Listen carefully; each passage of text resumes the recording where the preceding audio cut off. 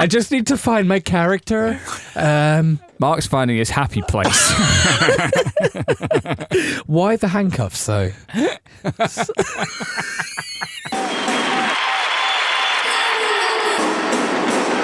Allaby Bedders in bits.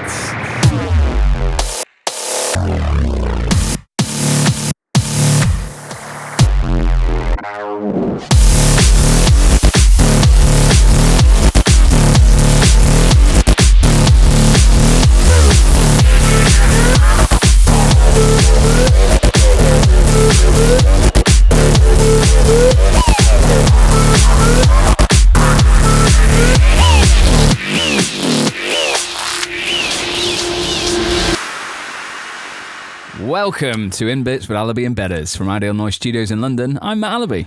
I'm Bedders. Oh. It marks the end of the year. It's the end of the year. It's New Year's Eve. New Year's Eve, yeah. I mean, it's not. We're recording that like 4 weeks before. This is December the 3rd. Yeah. But, it's New Year's Eve, I think, when you're going to hear this, which is when I think we recorded the first podcast. Yeah, it was. We've gone full circle. Gone full circle, a whole year. Yeah. Of In Bits Podders. I was listening to the first one the other day because obviously we're doing This is a best of. We should address that. Yeah. I mean, this is a new link, obviously, but the rest of it is going to be the creme de la creme. Yeah, the creme de la creme, the annual highlight show of the Podders. There's got to be some good stuff in there, hasn't there? Well, we've had a little sift around, haven't we? So next year, I mean, we committed to doing 12, and it turns out it takes quite a lot of time. Oh my God, it takes forever. And it's quite expensive. We might not be able to do 12 next year. We're just going to riff it and see what happens. I think so, yeah. We tried to do one a month, didn't we? But it might not work out next year to do one a month. Well, with this one, we've done 12, and we've done it over the space of 12 months. Yeah. But next year... we'll just riff it next year and we'll see what happens. Exactly. We've had a bloody good time though this year. Haven't we? No, it's been one of my favourite things that I've done this year. It's been the most fun thing I've done in many years. But bloody babies and that, they take up a lot of time. Honestly, kids and babies. My kid takes up a whole. He's so selfish. He's really selfish. Oh, I want you to feed me. And your baby's no different. No, feed me. One's changing all the time and feeding, and change my nappy, cuddling and that. I do like a cuddle. Oh. Talking of my baby. I'm doing this kind of daddy daycare thing now, where I take one day off on the Monday, which means I have to work Saturdays and Sundays. Yeah, we're doing this on a Saturday, aren't we? We are. Yeah, this is our social. Yeah, isn't it? Brilliant. This is our social life. Getting drunk, recording this. We're not getting drunk, Mark. No, we're not. We're working. The wife's listening. Sorry, we're working. We're not. But, I take Monday and I get to spend that with my daughter Rowan. Yes. Who's an absolute treat. Oh, she's such a gorgeous little lady. And I found this thing in near where we live down at the library where apparently you hang out there at a specific time and everyone just sings songs. Right. And I can imagine instantly that you're fully comfortable with that and don't think it's really rubbish. I didn't realise that this thing was happening. This whole thing was happening outside of my existence. Yeah. But apparently it does. And you're in a particular part of London where it's sort of really pro that. So I've been twice now. And it's lovely because my daughter enjoys it. She loves it. Loves a good sing-song. She's banging to her music. Musician, loves dancing. Yeah. She'll dance to literally a ringtone. Throws a little baby handbag down, gets on the dance floor. Mate, she's up for it. Yeah. And so we go in and it's all mums. There's not one bloke in there. Never. I'm the only guy. On a Monday. So that's instantly a bit strange. So the first time I went, it was a guy doing it, and he had a really gentle manner about him, and he wasn't super engaging, but he was just chill. Yeah. And it was nice. We had a great time, and it was sort of a little bit more chaotic, babies just wandering around and, Just like drunk people. Yeah, just like little drunk people. Yeah, little drunks. So I get on with them really well. To rip off one of our favourite comedians, babies are little drunks. Yeah. But the second time I went, which was last week, it was a different person doing it. It was a lady. Okay. Instantly quite bossy. Oh. When I walked in, she wanted me to sign a form, and I noticed immediately everyone was sat on chairs, and it was more organised. God! And when I walked in a couple of minutes late, so they were already in the middle of something, and she instantly tried to get me to sit on a chair. So then I realised she's made everyone sit on chairs. Right. That's why she's got this all in order. Yeah. Right, and this is the way we're going to run things, and immediately I was like, the little, I don't know what it is, the little rebel, whatever you're it like, is. don't tell me what to do. You're not the boss. fuck What are you. you going to do? Fire me from Baby Club? I was like, nah, I'll sit on the floor. I just sat on the floor. Yeah. Like, nah, you're all right. Anarchy in the UK. So, she wanted me to sign in. I was like, yeah, I'll do that later. Later, love. Whatever. Screw your rules. Get on with it. Yeah. Fuck the police. Yeah. So, yeah, I mean, it was great. I mean, apparently, though, they've got new songs. I mean, I know the classic, head, shoulders, knees and toes, all of that. Zoom, you're going to the moon. Didn't know that one. That's a new one to me. It's not, well, because... There's another one, Mark, something about rabbits or bunnies. See the little bunny sleeping something. That's she loves that. And you hit them with a little tune. Oh, so still. There's a bit where it goes mental, Are isn't they ill? Wake up soon. Wake up now. Ready? Hop little bunnies, hop, hop, hop. Hop little bunnies, hop, hop, hop. Hop little bunnies, hop, hop, hop. Hop little bunnies, hop and stop. Oh, and stop. See, I don't know it. This is all new to me. Well, you're 40 years old. It's been, 39 years since you were in that position. Right. So these songs are brand new. Rowan loves that one. Loves it. That's a mental one. That is like... She will go ballistic. That's like Wonderwall coming on for you. And when exactly. Yeah, it really is. So, it's like cigarettes and alcohol. It's like Live Forever. Yeah. Gonna live forever. Yeah, she loves that. It's the best one. And when the rocket one comes on, she instantly does this rocket shape sign with her hands. Really? Yeah, she does. As soon as she hears it, she does that. It's so bloody gorgeous. So yeah, little bit, jaded with the second one. So halfway through, I just wandered off down the library with Rowan. Rowan just started pulling books off shelves. Brilliant. And I was like, just crack on with that, love. So you're not a neurotic parent. No, I'm just like, you do whatever you want. Smash it apart. Just smash it apart, and I'll apologise for you if I need to. Yeah. Just let her In a roll. way, it's your excuse for being... She needs to express, I think. Yeah. You don't want to cut down on that expression. You want to let them express. You don't want to train them from an early age, I think, just to be like, no, all reserved the time. and no, don't naughty. do that. I'm like, yeah, do that. Pull all the books off Pull the the books shelf. off, scream. Yeah, just do what you want. Shit yourself. Run riot. Do what you want. So yeah, I just thought, it's a whole year. I mean, a lot can happen in a year. And, I was sat there thinking, I never saw this for myself. You know what I mean? I'm sat in this room with a load of Eastolish mums singing Bunny going to the moon or whatever it is. What happened to that Manc rocker that we once knew? What happened to that guy?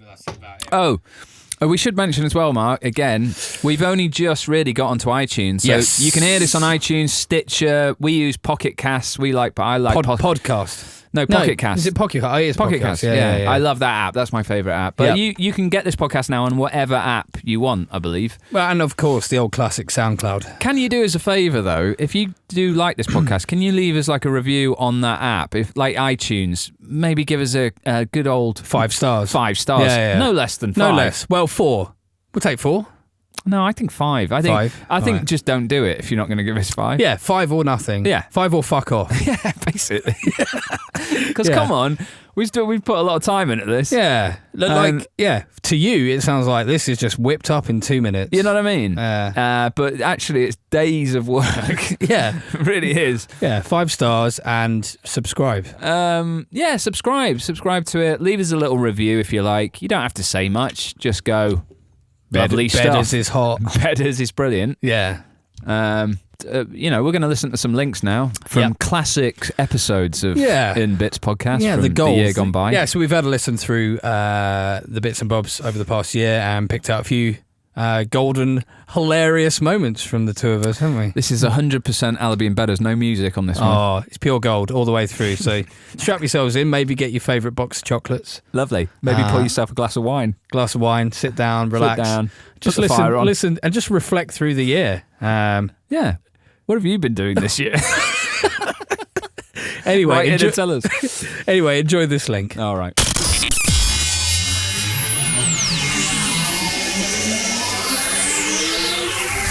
Allaby Bedders. Welcome to In Bits with Allaby Bedders from Ideal Noise Studios in London. I'm Matt Allaby. And I'm drunk. I'm Bedders. What is this we're drinking, Matt? It is It's Gosnell's. Gosnell's mead. So it's mead, which they drink on Robin Hood. Well, that is beer. Yeah, that's old school English booze, isn't it? That's like, but this is a new version. This is the London hipster version. Explain to people around the world what mead is, Matt. Well, what mead is, if you're not from the old UK of England. Or from the medieval times. If you're not 900 years old. Mead. What's mead? Mead is beer made of honey. Yeah, it's awesome. So, yeah, rather than yeast and all that other stuff, hops and stuff, they use honey to do it. Yeah, exactly. So Ideal Noise Studios is in a sort of a complex with a really sort of hipster. Well, brand. it's my studio. Well, the studio here is in a complex, with several other studios, artists, businesses, startup businesses. It's a cool happening place. Hey, lots of beards. Some tattoos. You got a lot of them. Fuck you. So right next door to the studio is a craft brewery. Every studio needs one. Yeah, called Gosnell's Gosnell's, finest London mead. Yeah. So we've if you check out our Instagram, you'll be able to see a video of us going to get this lovely bottle. We did, and of mead. If you're not following Allaby Bedders on Instagram, I mean you're missing out on some gold. You are. It is the best thing. Also on Instagram. Also follow Allaby Music on this. I mean, just saying, because I've got some good stuff as well. I'm fucking carrying you, mate. All right, that is not.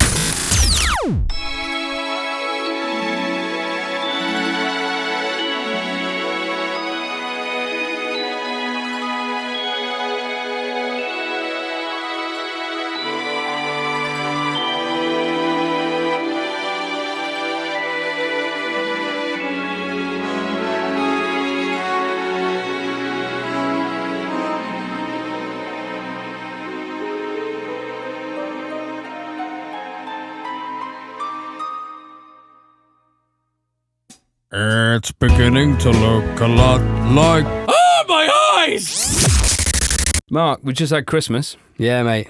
Loving it.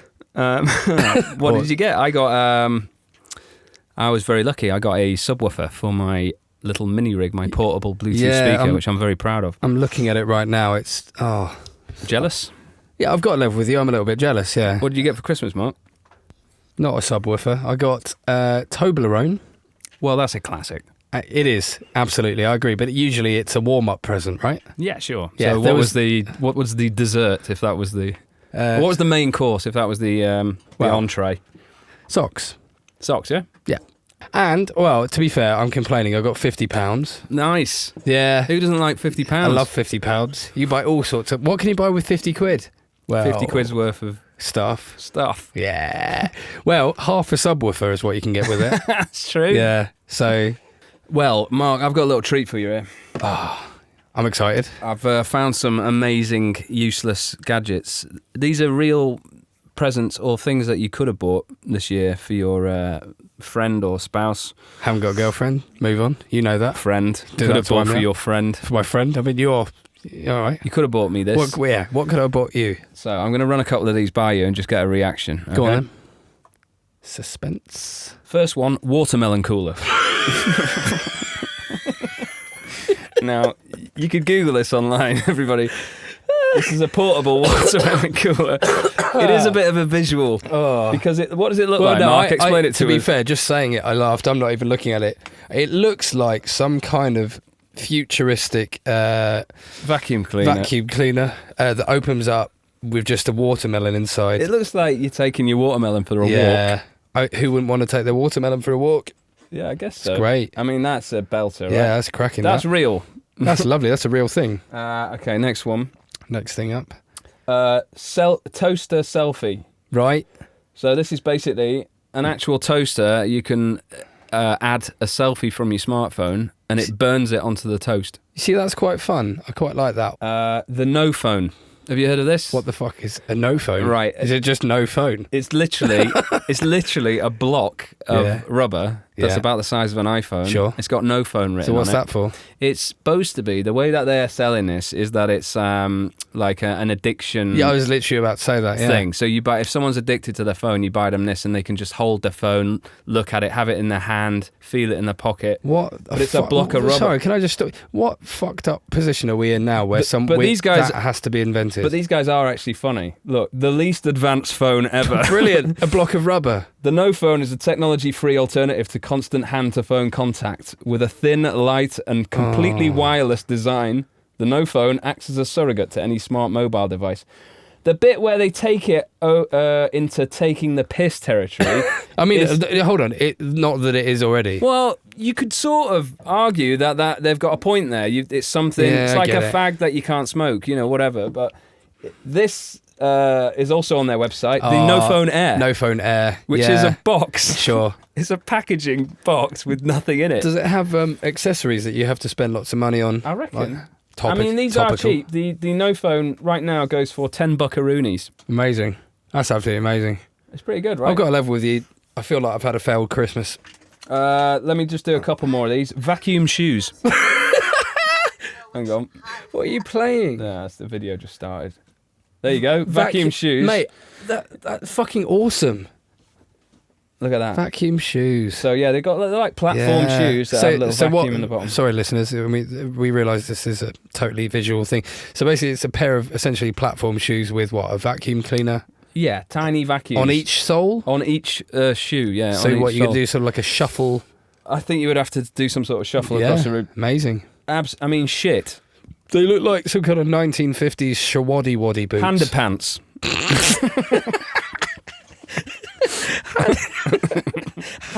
Hander pants. Yeah, they're gloves that look like underpants.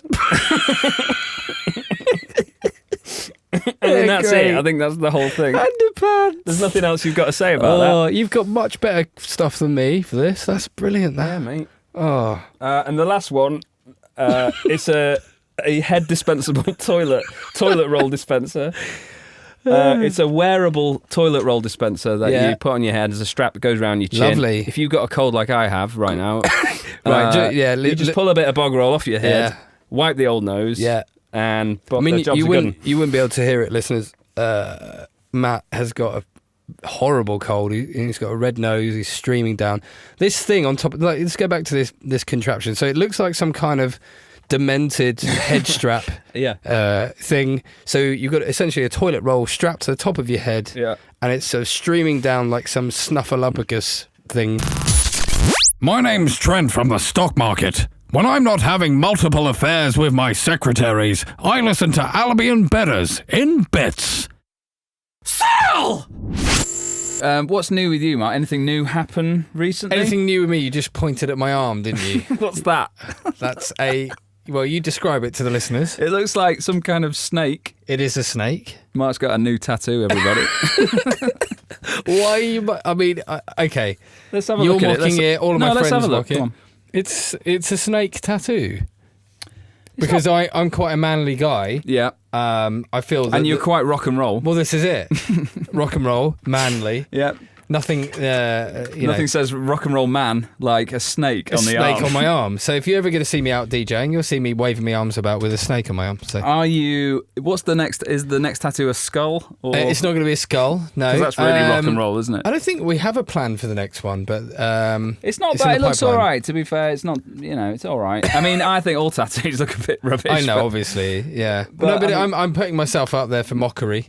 Anyway, it's summertime. It certainly is. Did you... Well, almost. Hang on. No, the sun came out for a little bit last week. It came out and it made everyone in London wear shorts and T-shirts for 3 days. Brilliant. It was amazing. It was amazing. Middle of April, we're all out in shorts and T-shirts. Hottest April for 60 years or something. Yeah, amazing. And then it just died. Yeah, now we're in, back to what April should be, which is pretty much, jacket, trousers, woolly hat. Exactly. I've been back down the gym, Mark, so I want to get ready for the summer. This is it. Sun's out, guns out. Yeah, man. Yeah. So gotta look good. Yeah, are you feeling ripped? No, not really. No, I'm feeling in pain. I've got some shoulder injury. What have you done? Because we've got the same injury, haven't we? There's nothing more emasculating, first of all, than taking the weights off the guy before you who was just bench pressing 900 kilos. Yeah. And then just putting on the lightest weights and just go, I've got an injury, I've got to warm up. Yeah. Obviously can't lift the big boys right now. I can't match the big boys. No, I've never been to a gym, believe it or not, although you're looking at me thinking, what? No way, Mark. That's incredible. I mean, ladies, Mark is still a single man, and he's in cracking shape. So yeah, ish. You should really, get this man sewn up. Yeah. But no, seriously, I went though, to, please do email in. Yeah. He's not joking. Hey guys, me again. I've just skydived directly onto a dance floor in Burning Man with 17,000 people dressed in costumes you couldn't even imagine, with decorations that you've never seen before, and lasers that could reach the fucking moon. Sometimes you just have to breathe life in and be as humble as you can, guys. Burning Man is actually quite affordable if you work out the minor details.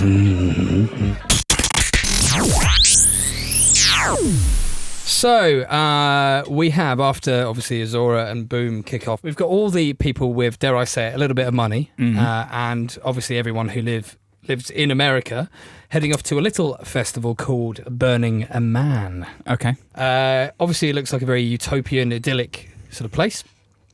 Apart from all of the sand and the hotness. Sand, hotness. Now, one thing you may not have considered to be an issue is people pooing in the desert. Sure. Yeah? Do they not have portaloos there? This is it. At the moment, there are 1,700 portaloos in Burning Man. Okay. There is a problem, though. They're not scattered literally everywhere you look. So you'll be in the middle of the desert one minute. You will have had maybe a couple of American disco biscuits, or... You've had a curry the night before. You've had a curry from the local sort of, Burning Man curry shop, and you get caught short. Now, what a lot of the people do is walk out into the desert. Dig a hole. That's what I would do. Smash out a turd in the middle of the desert, like some kind of scene from Casino or Goodfellas. Yeah, just drop one off. In the desert. And then bury it like some kind of... Casino. Bury it like some kind of nervous cat. Now, obviously, when people are caught short and they're a bit high, they may not go to the effort of actually doing the proper cleanup. Right. There are 1,700 porta potties within the Burning Man area. For 100,000 people. Exactly. Now, the Burning Man sort of staff or volunteers have had to fish out of those portaloos some pretty weird shit. Anything from, obviously, human waste down to a burnt mattress, a full roast chicken, right, and thousands of cigarette butts and baby wipes. Right, sure. Okay, so in response to this, the Burning Man volunteers are going to be encouraged to hand out. Now, I don't know whether you would do this or not. Poop bags. Okay. So just like you're taking... Hang on, you shit in a bag. Is that about the size of it? Yeah, exactly that. Okay. Yeah, so for those of us, our friends going out to Burning Man, which there are a lot, You may be handed a bag on the way in. You're going to be handed like... a couple of bags. You might want to, if you've got a dog, maybe just bring your dog's poop bags with you, because you're going to be encouraged to curl one out into a... Dirty boy. You're there, maybe you're seeing like, I don't know, who would be there, Carl Cox, or, you're seeing Perfect Stranger on the Hooligan Alley. Shout out to the Hooligan Alley lot there, by the way. Hi, Hooligan Alley. You're at Hooligan Alley, you're dancing away to... They're really happy being involved in this Oh, link. yeah, they don't give a shit, do they? Dancing away to a fucking Perfect Stranger, there's lasers shooting out of an aeroplane cockpit. Utopia. And you turn to your girlfriend and you say, I've really got shit.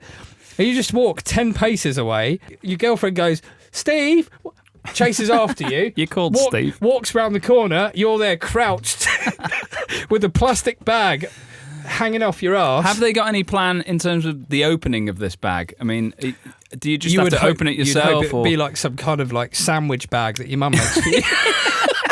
But a sandwich bag might be quite difficult. You'd need to pinch the sides to make sure it opened properly. What you don't want to do is trap air in there, because that's the age-old thing where it bursts. What you want is a good old school UK rubbish bag. Nice big opening. Lovely. Sit over the top of it. But it's not. The problem with that is it's too big. Bombs away. Yeah. My issue with that is... It's too big, you're and right. Where do you put it? And it's a waste of plastic, Where do you put it, Matt? You're walking around a festival... That's right, with a big rubbish bag. Full of your own poop in your bag. What if you say, have you got any, I don't know, pills? You reach no worries. You pull out your hand and it looks like you've put your hand in some kind of Nutella jar. Chocolate mousse. All I'm right. really sorry if you're listening at home and you're eating your dinner, by This the way. is disgusting. It's a bit disgusting. But anyway, so yeah, those of you who go to Burning Man, maybe prepare yourself because you might need to have some sort of doggy style. Maybe take your poo own bags. purpose-built bag. Yeah. Because you're going to be handed some horror show on the way in. Either that or some kind of spade. Yeah. That really is all you need. What you need is one of those utility belts. Yeah. Little mini spade clipped on the side. It's called a trowel. A trowel, there you go. Yeah. Garden trowel. Garden trowel. Clipped on the side of your utility belt. You're Lovely. sorted then. Isn't Burning Man all about sort of exchanging sort of skills and goods and that kind of thing? There's no money involved. I don't know, mate. That is, I'm telling you. Okay. Don't get annoyed. No, I'm not. We sounded annoyed. I'm not annoyed. I don't know, mate. I don't know, mate. Yeah. I'm just saying I've never That's been what it's there. about. So Okay. maybe, like, if I go, Yeah. that could be my skill. That could be... What, you're going to be shit, man? Yeah. Just have a little side, like, need your poop burying. I'm one of the characters that Tom Hardy plays. Probably the one that has the Cray brothers on it. You know, the one where he sounds like he's got a lot of cake in his mouth. Now, I'm listening to Allaby and Bedders in bits. It's helping taking the edge off, you know. Anyway, let's not get ahead of ourselves. God. I've got something to discuss with you, Mark. Oh, no. Have you listened back? I've listened back to a couple of these podcasts. Yeah. Have you noticed... Because when I hear myself, which is a very odd thing to hear, It's yourself horrible. talking. It's really weird. It's hearing- horrendous. Yeah, it's really weird hearing yourself. Because you don't sound anything like what you think you sound No, like. in my head, I sound like, you know, Sexy. awesome. Yeah, Suave. sexy, deep. And then I listen to my voice and I sound like, you know, a young boy. A squeaky, Squeaky. What? I mean, what? a minuscule, All right. Jesus. insignificant, What? beautiful man. Oh, that's better. What I noticed about myself, I jotted a couple of things down. Yeah. My laugh is more evil than I thought Yeah, it you've was. got but you've got quite an endearing, mischievous laugh. but I think. it's more of a cackle. I like it's your like, laugh. I like your laugh. Which I didn't realise that was what was going on. No, I like didn't know. that about. I've got quite a squeaky voice. I think. You've got a squeaky voice. I deep. also noticed about myself, I sound more northern than I thought I did. I mean, yeah, all right, fucking mank and that. Yeah, but I don't sound that northern. That's but, my impression of you when I do an impression of yeah, you it's the regularly. over-the-top mank It's impression. not over the but- top. It's how you sound. There is something I noticed about you, however, Mark Bedford. Well, I think it's something we've noticed together in the past. Now, the last podcast in particular, Yeah. we had a couple of Negronis, a bottle of Negroni. Yeah, It was delicious, and as the podcast progressed, yeah. you swore a lot more. Yeah. Let's just put it that way. The thing is, ladies and gentlemen, when I drink, my swearing increases. I don't know what to do about it. Mark, lovely Mark Bedders, turned into fucking Mark Edgy Bedders. Oh, well edgy. Edgy DJ Bedders. Edgy Lock Bedders. up your daughters. Oh, that's right. It's effing Bedders. Oh, I'm not afraid to swear. I'm like some kind of hell's angel I mean, you're of the linguistic world. would you like to hear an edit that I made of the of some highlights of last month's podcast? Let's hear it. Have a listen to this. It's fucking amazing. That was fucking amazing. It's fucking amazing. Check this shit out. Fuck. It's fucking cool. Fucking bananas. It sounds fucking sexy. Fuck knows. He's fucking nailed it. He got it. To fucking survive. Oh, fuck. Jesus. Fucking love this track. I'm a bit pissed. Fuck you. Let's make love. That wasn't too bad. I mean, that's an average night out for me. Ah, fucking Bedders. Fucking Bedders. What an animal. That's So- amazing. So the challenge is, we've come Yeah. up with a challenge. Mark's not allowed to swear on this podcast. No. I'm going to really try my best. We're going to rein it in. This is a family show, Mark. Sorry. I mean, it should be. There are If kids listening at home. I feel really bad. I really hope there isn't. No. But no, this should be a family show. This Yeah. should be a sort of Saturday afternoon.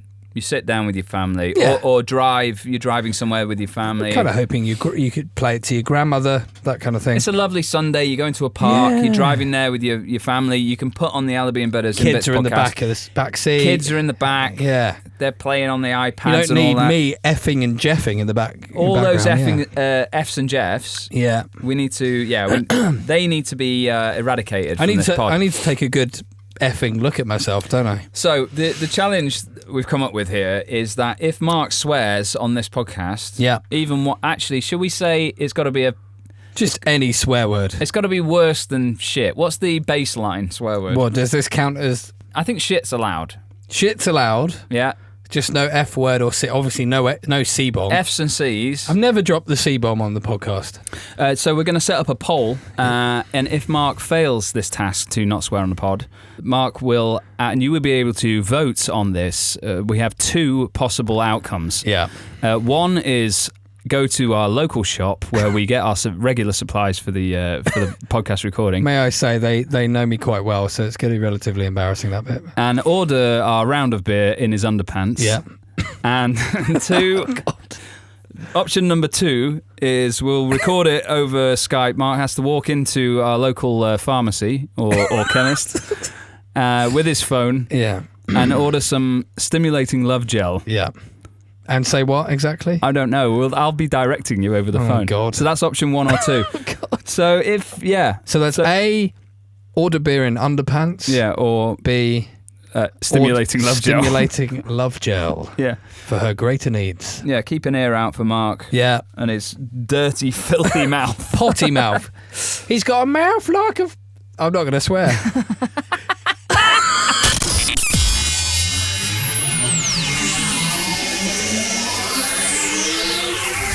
Allaby Bedders. Let's play a track. What are we going to play, Mark? Let's do it. We're going to play a track from a techno act that I've been following for quite a while now. You actually introduced me to these boys. Yeah, they're called Township Rebellion. They're absolutely fucking amazing. Oh, he's done it already. All right, the poll's going up. What the hell?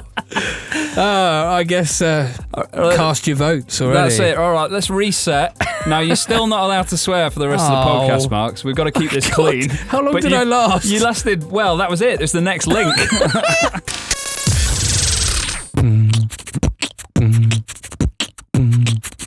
1 and 2 in the place in the face. Allaby Bedders Breakfast Show. Okay, Mark. Yeah, hi. Hello, Matt. Where are you, mate? I am outside Boots in Peckham, on Peckham High Street. Yeah, sort of staring in. Okay, lovely. Assessing where Oh no, we've lost him. it is. We did lose you for a second Yeah, there. I think I've spotted it. All right, let's hope this... Can you hear me now? Yeah, I can hear you. I hope the connection holds up.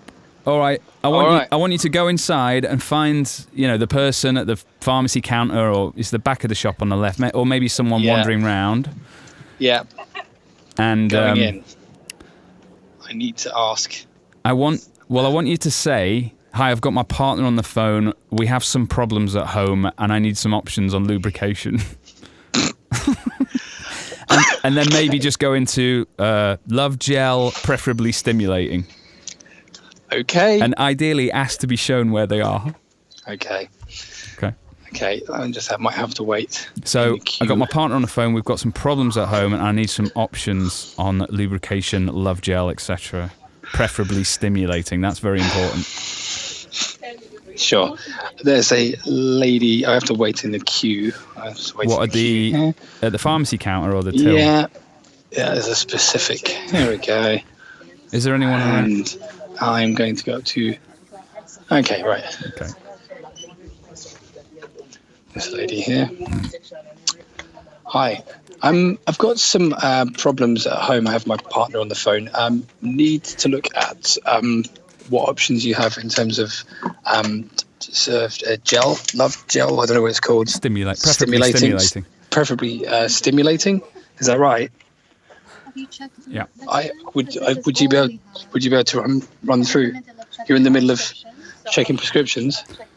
Right. Okay, I can ask my colleague. Great. Okay. Yeah, brilliant. Let's get a colleague on there, on the job.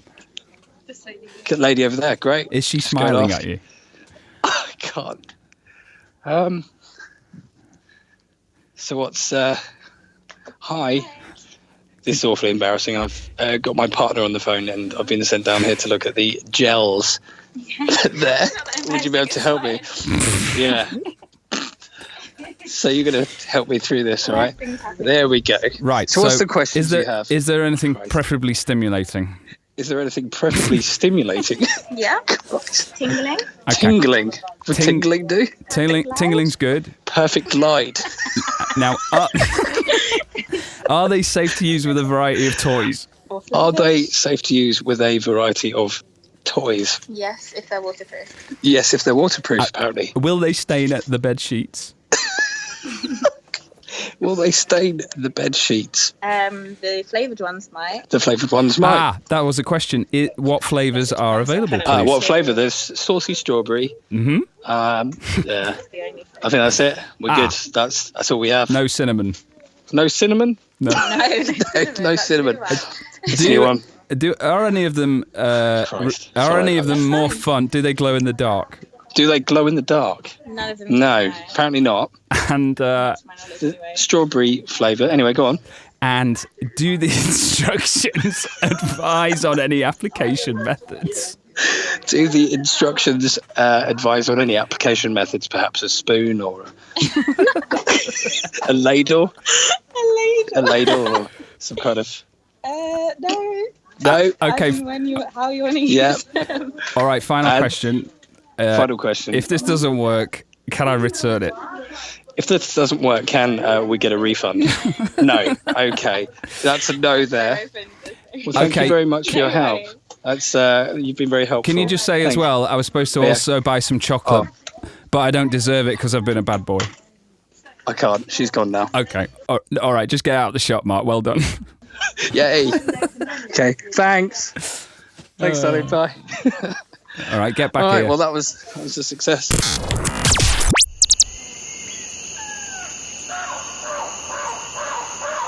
Hey guys, me again. I've just been out in Peru carrying out an ayahuasca ceremony. I went on a journey through time, space, and sexual energy. My soul was left cold and naked on the ground. I dug into my soul with my cold, bare hands. And what did I find? My fingers. And then I was sick on the lady next to me. And now, time for the news. And now the news with Bedders.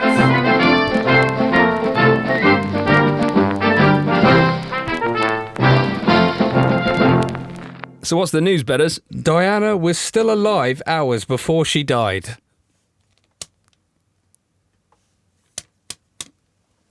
So that was it. Did you do any work on this feature? Loads.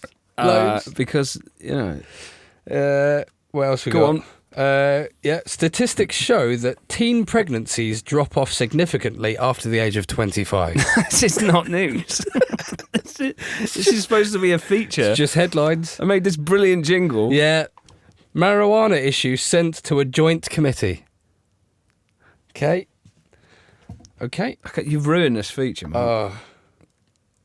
What else you got? Homicide victims rarely talk to the police. If I'm honest, Mark, I'm angry. You were supposed to do some work on this. What were you doing? I was sick over Christmas. I was a bit sick over Christmas, if I'm honest. How sick? Because, you know, Well, I mean, unless you were in hospital, like with some sort of, you know, awful virus or disease, I'm not having it. Well, I just think, you know, I had a cold and it takes the best out of you sometimes. And yeah, I kind of ruined it. Well, that was the news with Bedders.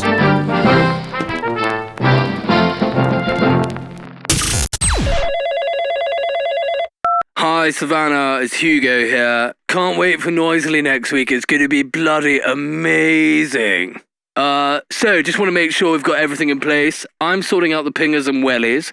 Harry is on glitter and wigs. Tatiana's sorting out the bugle, of course she is. And India is bringing her collection of leggings and big bloody hair. No need for icky tents as we're glamping this year, obvs. Can't wait for Techers on the Sunday. Bye, darling. Mwah, mwah, mwah. So, mate, Let's get into it. Yeah, obviously this is the Noisily festival special that we're doing right now, and we've asked you to come along for it because you're one of our favourite people generally in the scene, and you're obviously playing there as James Monroe on the Noisily stage. And alongside Grant, Darshan are as 4D on the Liquid stage. Yes. How do you feel about the party? What are your past experiences? You've played there pretty much at every one Well, they call me a resident, so they can pay me fuck all. Right. Yeah. You know what? I'm so happy to be a resident of England's burgeoning, young and upcoming underground scene. It's fantastic. I love it. Good stuff. Good stuff. Grassroots. Good stuff. No. You know what? So what? So Love what? it. It's brilliant. So It's one of the best. what is it? What are your experiences of it? How do you find it? What's special about Noisily for you, man? It's well, obviously it's a great crew. Yes. It's very messy. Yeah. There's lots of fine totty. There's lots of good music. It's a beautiful spot. Posh, bloody totty, big hair, big wellies, big jewelry. It's always. It sounds great. They put a lot of effort into it. They have, haven't and it's where the Glade left off. There you go. That's the one. Noisily have kept a really dinky, funky, fun little story going. Yeah, exactly. I'm all over it, mate. Love it. So essentially the baton has been passed from Glade, and onwards. it's been well held. It has. They're doing a fine job. I think we'd all agree on that. Hiya, mate. We're just doing some interviews for Noisily Festival Radio. What's your name, where you from, and who are you looking forward to seeing? Hi everyone. My name's Carl. I'm from Oldham. It's just north of Manchester, actually. I've just come down with my girlfriend Jane. Say hi, Jane. Hi. We can't wait to see Infected Mushroom play. Woo! They're not playing this year. You are? They're not playing. They're not fucking playing? Who else is playing? Actually, I'll tell you what. Can't wait to see Asterix. Not playing, no. They're not playing, right? Well, fucking Goblin then. No. Bliss? No. Well, who is playing? Have you heard of Allaby Bedders? Who the fuck are Allaby Bedders? Well, staying on that sort of similar, I guess, line, are there any sort of funny or embarrassing or horrific travel-related stories involving you or anyone you've heard of that you'd like to share with, like on your way to a festival, on your way back? Well, probably being anally probed in Tel Aviv. I'm still up there. Yes, we really. This is the show. Yeah, I lost my. This is what in Tel Aviv Airport. Tel Aviv Airport. James lost his virginity. Some fucking promoter got the hump that I was playing for somebody he didn't like. His brother worked in immigration or customs or something. The next thing I know, I arrive. We all know there is feeling positive about what I was doing. Of course. And look down. The woman looks at me, looks up, and I look down. She's looking at a piece of paper. There's loads of Hebrew, and then James Monroe, and loads more Hebrew. And the next thing I know, lumps left and right of me, lifting me off the ground, take me into a little room, and nail me. And not with an audience. Not knowing Hebrew, you didn't know that some of that Hebrew said anal probing. Yeah. First off, it was fine. First off, toothpaste out of the toothpaste tube, DAT machine taken to bits. Yeah. And then eventually put into a little cubicle with a tiny little, what's it called, curtain that didn't quite close. Sure. And then, pom, pom, pom, pom, 5 little heads watching as I spread my legs, lift up my sack. Oh, dear. The little cunt with the little cunt with little rubber gloves on, and I'll never forget him. He's imprinted in my memory. He did to me what my wife only ever wishes she could. And the next thing I know is, up it goes. Oh, no. I mean, did he buy you a drink after, or? No, I got marched back with a police escort on the same plane that there. They'd been taking bets as to who it was. They'd been told that they had a punter who was being put back on the plane, and apparently they'd been taking bets. So for the duration of the journey, these people who were pissed off because the plane was delayed because of me, I could just feel the whole plane's eyes on me, and they're all kind of going, wonder what you did. I did nothing. I still to this day do not know why I was detained. Sure. All I know is I got a really moody stamp on my passport, and it took lawyers and a lot of cash to be able to allow me to come back into Israel. Wow. I mean, I didn't think we'd get a I story do at that not go level. there now without a work permit.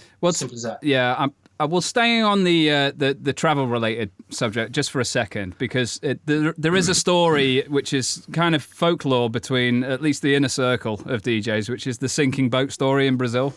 Oh. Let me just say, we don't have to go there for too long, but let me set this up just for a second, because at Universal Parallelo, once you'd left the party, you could go down the beach and get yourself a kind of fishing boat over to a peninsula called Barra Grande, or to another island or something like that. But to do that, you had to get on some sort of perilous, overloaded fishing boat. And I did the journey a few times. It was actually the fishing boat. The fishing boat was the good bit. Right. It was a brand new, modern, state-of-the-art little speedboat that was the problem. Now you were on a different kind of boat, were you? With a drunk pilot with his mates. Right. Okay, I didn't know this bit about the story. And the big plastic sticker was 8 people, 8 pessoas, 8 people. And we were like, boat. We're 11. Right. Okay. So that was that sticker was put on by someone who knew what they were talking about. I imagine, not the drunk guy. So yeah, I've taken that perilous journey a few times myself, and the water did seem very, close to coming over the side, or it was coming over the side. And you always have your equipment with you at that moment, taking that journey because you've just left the festival, So yeah, exactly. So what exactly? Where did the boat actually sink? Where halfway across? I mean, halfway, splat in the middle, right? Between basically in an ocean, essentially. It was twinkling lights left and right. It's like, fuck! Do we go left? Do we go that way? Or do we, there was only 8 life jackets. The boat sank. It took about 30 seconds. The boat was gone. Yeah, that was a gunner. Yeah. Most of the life jackets went with it. Bless my wife. She was busy going, James's computer, James's mother. She was busy treading water with my bag above her head, already sunk. Yeah.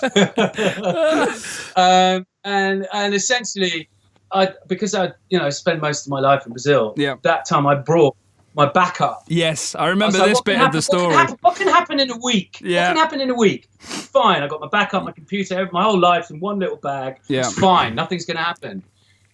Well, it did. So that Macs don't like nothing like seawater. So basically, 10 years of programming, collections of music digitally, all down the fucking Swanee. All gone. Wow. So wow. I still have the computer, and I look at it every now and again as a reminder. You frame that thing. Yes, Yeah. keep your backup at home. Yes. Your backup at home. Yeah. It was one of those things. It was the most beautiful sunrise I've ever seen in my life because we were alive. And it is pretty epic from a little sandbank in the middle of the ocean. Unbelievable. And let's finish the story. I mean, how did you get rescued? What happened? How did you get out of that situation? Well, we were on this little sandbank which started of about 2 square meters. Yeah. Fortunately, the tide was going out. Right. So it got bigger. It turned into a little sort of sandbank. And then just as it got light, a passing fishing boat saw us all there and picked us up and took us to Barra Grande, where we were all like, right, we've got to get police report. We need to get insurance. Yeah. And it was just a closed circle of folded arms. Going, Just going, what are you talking about, mate? What are you talking about? So we were like, no. That boat no longer exists. Yeah. And we came up against a brick wall. It didn't happen as far as they were concerned. Amazing. It was a shocker. Amazing. Anyway, we were all alive. Good. Unbelievable. And I do remember speaking to you like months or maybe even years later and you saying actually it was quite a good thing in the end because it was a refresher. All of those tracks that we've all got as producers that you haven't finished or whatever, they're all kind of wiped out. So you had to start afresh. Yeah. So in a way, it could have been a good thing. And then I pulled emotional strings, got in touch with some of my favourite artists and said, look, this has just happened. And then just got a deluge of exceptionally good new music from people who on the sympathy phone. Right, brilliant. It was fantastic. Started from afresh. And it meant I had a total reset and started again. And it was how we hold on to the past. Yeah. It was a necessary start again.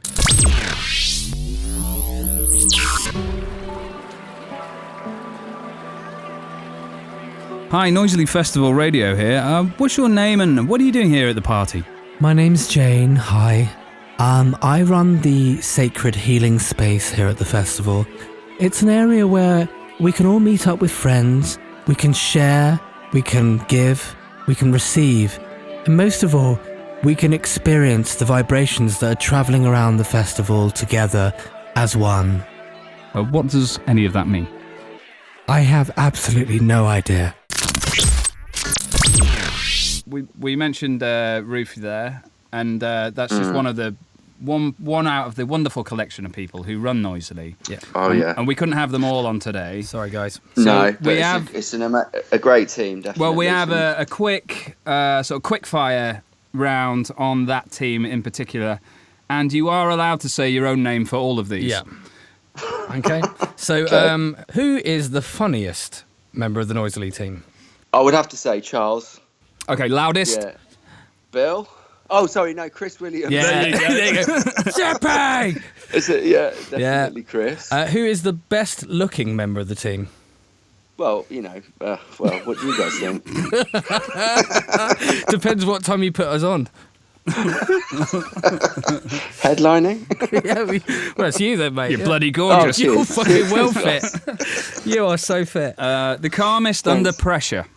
Calmest under pressure. Difficult one. Well, everyone kind of deals with the stress. It's highly stressful. That's good to know. Everyone deals with it very well. Nicely sat on the fence there as well. Yeah. Good.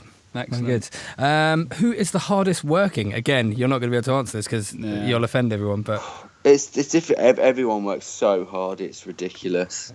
Well, I've experienced it. I can see that. Everyone. My experiences are noisy. Yeah, and everyone goes beyond the call of duty. Absolutely. All the directors get their hands dirty and do a lot of the grunt work as well. And it's a really good team effort. So I can't really say someone works the hardest. All right, who's the best dressed? In your opinion, this is. I mean, yeah. Angus, the site manager, dresses up pretty good during the event. It's quite funny watching all the site crew, all grubby for the build, and then during the event they're in like really spangly, fandangled shirts and stuff. You're all right, who's the worst? Worst dressed? Chris Williams. Hey! It is Oakley jumper. Sorry, Chris. Oh, come on, we all love Chris. Love Chris. Oh, no, and who's got the most cash? Definitely not me.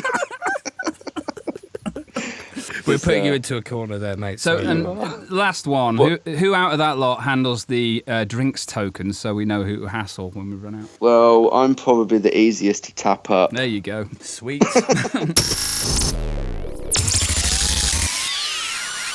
Yeehaw! Welcome to Big Boy Blues Car Sale. My name's Tex. Welcome to my car lot. I've been running this shit for 20-odd years. We got cars, all colors, all shapes, all sizes, for all people of all colors and creeds. Also, we got a mighty fine podcast by Allaby Bedders. Yeehaw! So, Matt. What's that, Faddy?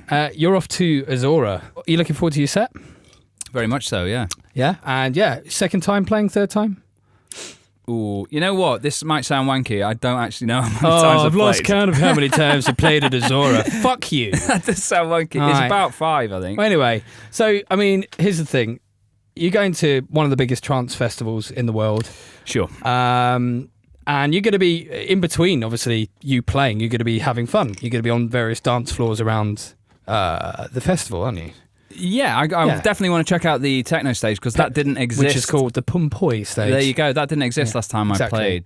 Which, by the way, if anyone's listening, we'd love to play next year. Thank you very much. Anyway, Bookers. Anyway, so there's various stages going on in Azora. Yep. Now, I'm not saying you don't go to many festivals anymore because obviously you play regularly as Allaby, but Psytrance, as it is right now, has got an incredible amount of different styles. Sure. Okay. Now, would you say that you've got your finger on the pulse of psytrance? Probably not. But it is. I do understand that it's been sectioned up, like all genres have these days, into multiples of genres. Do you think if you're on the dance floor? I don't know if I'd be able to pick out. Because that new fast style, I didn't know the name of that. This is it. Do you know? That's called hard tech. Apparently. No, yeah. Do you know your high tech from your tribal or your forest? No, I don't know what any of those things mean. So if you just click on your link now to get your. Okay, so I'm quite excited about this. I've done some preparation. We're going to do a game, ladies and gentlemen. Mark's basically invented a game, and he sent me an email which he said don't open until we're on the podcast. This game is called the Psychedelic Pulse Game to show that Matt has got his fingers on the pulse of psytrance. Okay, so this basically the aim of this is to try and to try and test you and also help you in equal measure, so that you can breeze throughout the party on all the stages. And I will be up to date. Exactly, and you're going to be up to date. I won't sound like a 40-year-old. Exactly, man. You're going to be able to hold conversations with like tanned, like good-looking people Young with people. cool tattoos. Yeah, okay. And they're going to go, "Hey, what's your favourite minimal psy artist?" And you'll be like, "Oh well." Well, I know that one. Yeah. Tim Sensient. Well, what, minimal psi? Is that not minimal psi? How do you know? I don't know, Mark. Wow. Oh my God. Right, let's have a look at the list of different styles now, shall we?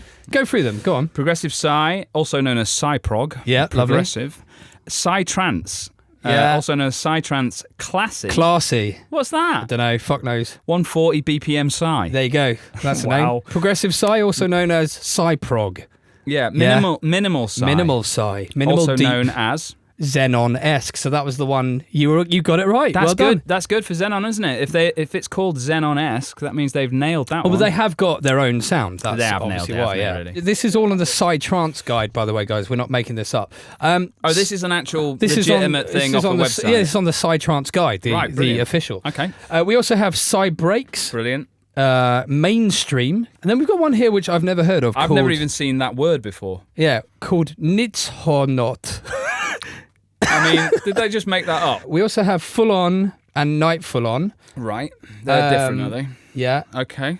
Dark Psy. Yeah. And Now, hang on. Dark Psy is not high tech. No. Now I'm really confused. Exactly. Okay. We have Dark Psy, we have Oh Forest Psy, which is known as Forest Psychedelic or Scandinavian Dark Psy. Right. We have High Tech Psy or Psycore. Yep. Suomi. I mean, isn't that a Japanese food dish? So every time I play you a track, Yep. a sample of track, if you can guess the genre of that track I play you, Brilliant. you get one, I've called it Vibrating Mushroom Intergalactic Star.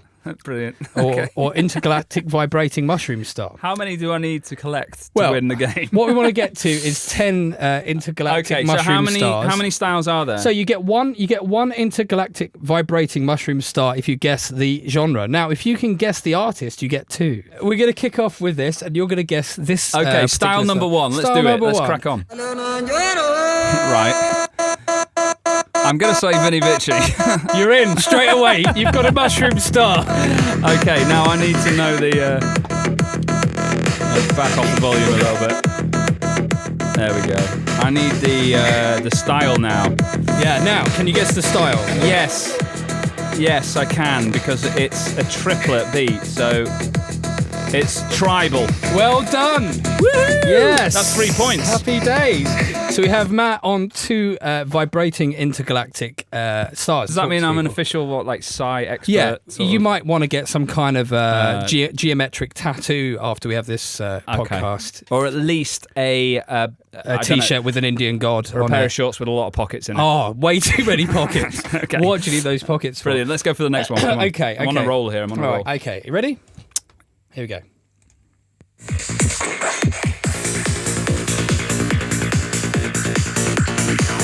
Now then. Yeah, this is tough.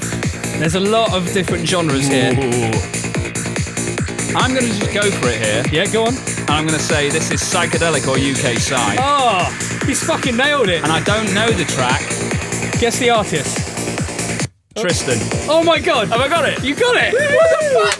Oh my god, you're better than this than I thought you would be. It does sound very Tristan-esque. So you that currently tune. lie on 4 intergalactic vibrating mushroom star points. I'm so happy about With this. 6 off, you'd be able to fucking survive. Number 3. Number 3. I'm nervous. Okay. I've already rounded it down. Have a good listen. I'm going to say this is It's a tough one. Psy Chill. Oof. No. I'll give you one more guess. Okay. You get 2 guesses as it's tough. All right, I'm going to say, because I don't even know what this means. Swami. No. Okay. Unfortunately not.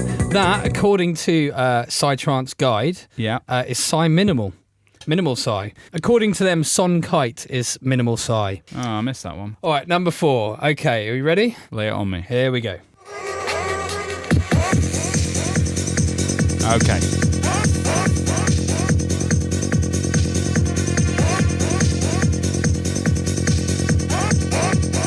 I'm scared, Matt. I'm quite scared.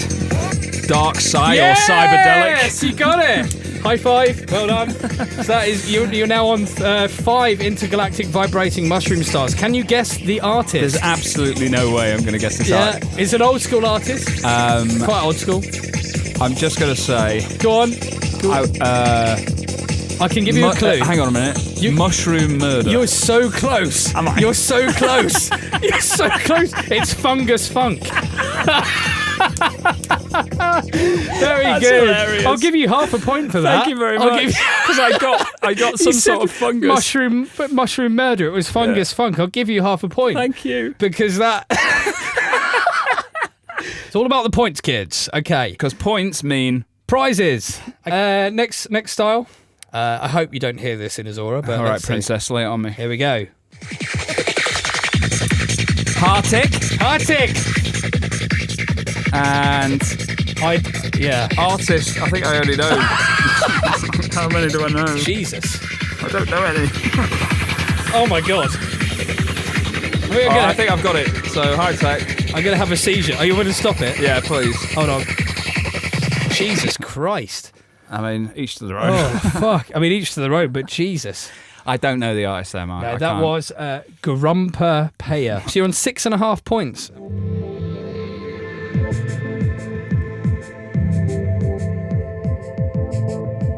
Okay, so it's got to be Side Chill.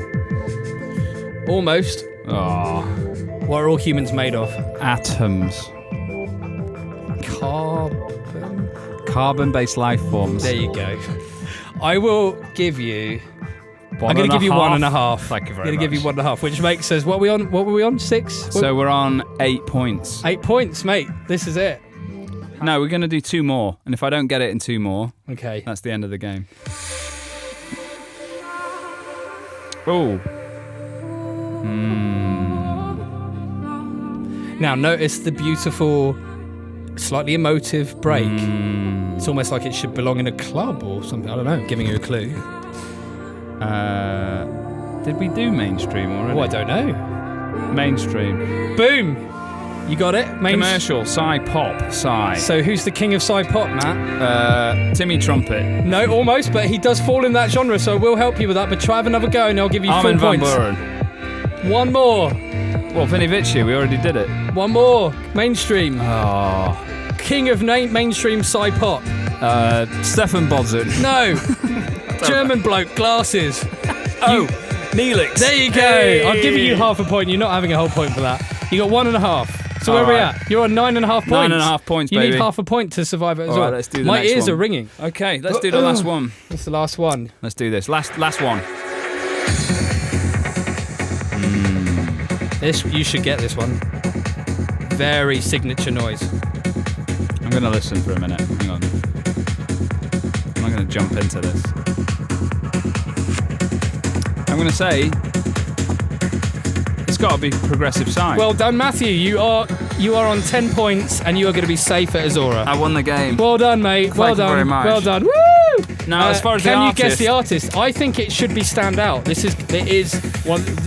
As a clue, one of the all-time greats in progressive.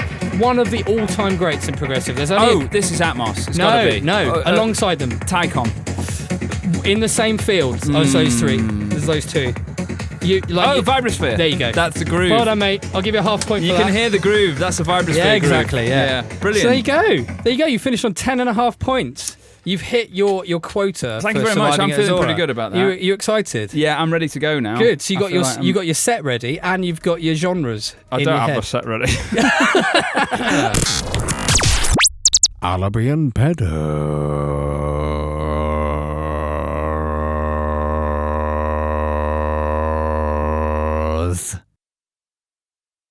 In bits. One thing I liked about Azora always was that it seemed to me, because when I first played at Azora, all of the structures, temporary structures, they were all plastic and metal. And then each year that I played there, every time I went back, they'd replaced one of those temporary structures permanent with a permanent structure. Yeah. It's all permanent now. It's like Fusion. Fusion's very permanent in terms of its structure. So I was very interested in that, going back there, that the farmer, the person that was earning the money from the party, was actually reinvesting back in the land and turning this site into basically a playground for adult trance-listening idiots like myself and yourself. Exactly, yeah. And I was fascinated by that because I haven't seen, you mentioned Fusion, but you don't see that in many places around the world. No. Most of these parties are temporary sites. Yeah. And the actual DJ booth pod, whatever you want to call it, just like I wouldn't know what you would call it. I would say it looks like giant African hut. Yeah, like an African sort of meeting hut, like a village hut. Yeah, but a bloody big one. Yeah, big one. A really for a big big village, one. big African village. Yeah, with Ace Ventura hanging out of it, waving his hands. Yeah. Going, hey. Yeah, shades on. Shades on, hair back. Yeah, looking slick. Looking fucking cool, as Playing he always big does. tunes. Go on, Yoni. There is one thing, though, I want to check out, which I'm not sure of, because the one thing that everyone thought was always missing there was some kind of water feature. You mean like Boom, the lake at Boom, for example? Yeah, I mean, it's got a beach and all of that kind of thing. And, okay, there's only so much you can expect in a valley. There was one year I was there where there was torrential rain. And basically, if you go down to the main food tent where you go and get your din-dins. Mm-hmm. Pizza, usually. In Hungary, not so much, but usually... Tripping queuing for pizza is a fun thing. Usually around the world, at trans parties, pizza. Yeah, of course. Hungary, pizza. Goulash and pizza. Not goulash and fucking Azora. They've got some stuff there, Shut up. There's no goulash They store. do, they've got some homemade Shut stuff. up. Really? They've got like bits of salad and meat and All right. stuff in gravy. I don't remember that. They've got school dinners. I just remember a badass pizza place at Azora. Got other food as well. I'm talking about that big fuck off tent down the bottom. I remember. Yeah? So where you go for your school dinners, you queue up with your tray. The tray, yeah. And you get your din-dins. You pick what you want. Yes. Yeah. So there's basically, if you remember that bit, outside of that bit, there's a huge dip. Yes. Outside, right? Yeah, of course I remember that. And then it rises back up after several meters to the track on the other side. Yeah, because it's a little valley thing. Sure. So this is, I guess, the bottom of the valleys. And it rained so fucking hard one year, we might have had a few... sherries. We might have had a few sherries. We might have been in there hours. I don't know, Mark. You were. It was almost like time stood still for some reason. Yeah, for some weird reason. Yeah. And then we came outside. There was a fucking lake. Really? It created that lake. Yeah. And it was a beautiful lake. There was like, I mean, there was lights, from the food and from the stalls and things like that shining down on this lake, and it was glittering and gorgeous. Amazing. I mean, horrendous in the morning when you wake up and. Yeah, it was brutal. I mean, there's many other aspects of that. I guess it depends at what state of inebriation you're at in your. Inebriation. Inebriation is not the right word, is it? No. Put an N in there instead of the L. Inebriation. Inebriation. There you go. Depends what level of inebriation you're at. Currently, while we're recording this, at quite a high level of inebriation, apparently, because Mark can't fucking pronounce it. I mean, there's other beautiful images that the world has shared about Azora Festival, Mark, like the double rainbow above the dance floor. Double rainbow. I mean, that was amazing. Yeah. I was there. Were you there for that one? No, I missed it. I missed that one. I was there for that one, and that was very memorable. But for me, the artificial lake created by Mother Nature. Yeah, that's pretty cool. That was the pinnacle for me. It was a beautiful sight, something to behold. Yeah. Other memorable images was from Azora. Actually, this is something you see at most big trance parties, is when you go down to the main dance floor the next day before it's opened, or sometimes there's a break in the afternoon, isn't there? So you wander down there. Yeah. But it's usually after the night time. You get there in the morning. You're just wandering, go and get your breakfast. So when there's like a break on the dance floor? Yeah, so there's a break maybe. And there's only one or two of those in most of these. Yeah, that's right. So yeah. It's that point where it finishes and then winds back up again for the evening, let's say. Yeah. And you go off. You're wandering past. You're going to go and you're going to go and get your pizza. Your pizza. Let's face it. Pizza number 7. Yeah. So that point. I remember walking through the dance floor, and there's just a myriad of flip-flops just everywhere, like flip-flop graveyard. People had just lost them during the night. Yeah, and I'm one of those people that uses his flip-flops regularly. Yeah, that's what I do. Did you do the thing of just picking up ones that look better? But that's what you do. That was the beautiful thing about it. It's like the flip-flop swap shop. So you've lost yours hours before. Great name. Say that again. Flip-flops. I can't. Fuck it. Yes. Got ya. Flip-flop swap shop. Flip-flop swap shop. So you go down there, you've lost your flip-flops, you know what it's like, you've had an evening. Yeah. And as people are just starting to pick up the rubbish and stuff to clear the dance floor, you can choose your flip-flops. Amazing. You can have and a you little look upgrade. around. You can upgrade if you want. Sometimes you don't always get them, as good as the ones. It's worth a shot. So, a little bit of advice there for anyone going to Azora. If you're unhappy with your flip-flops, yeah, even if you haven't gentlemen. lost them, if you're just unhappy with them, they're not quite up to 2018 psychedelic standard. My name's Trent. I work in the stock market. When I'm not snorting cocaine, I listen to Allaby Bedders in bits. Sell! I think we spoke about Azora either the last pod or the one before. Yeah. And we were talking about it because I played there several years ago. And I played there a few times, and every year they'd started improving the site. Mm-hmm. And it looked to me like they were building this kind of theme park, for adult, loons. Adult theme park. Yeah, adult psychedelic theme park, okay? And they were doing a really good job of it. I can report back that they have finished the job. Yeah. It is awesome. Amazing. They've got all the pathways installed. They've got the beautiful roads.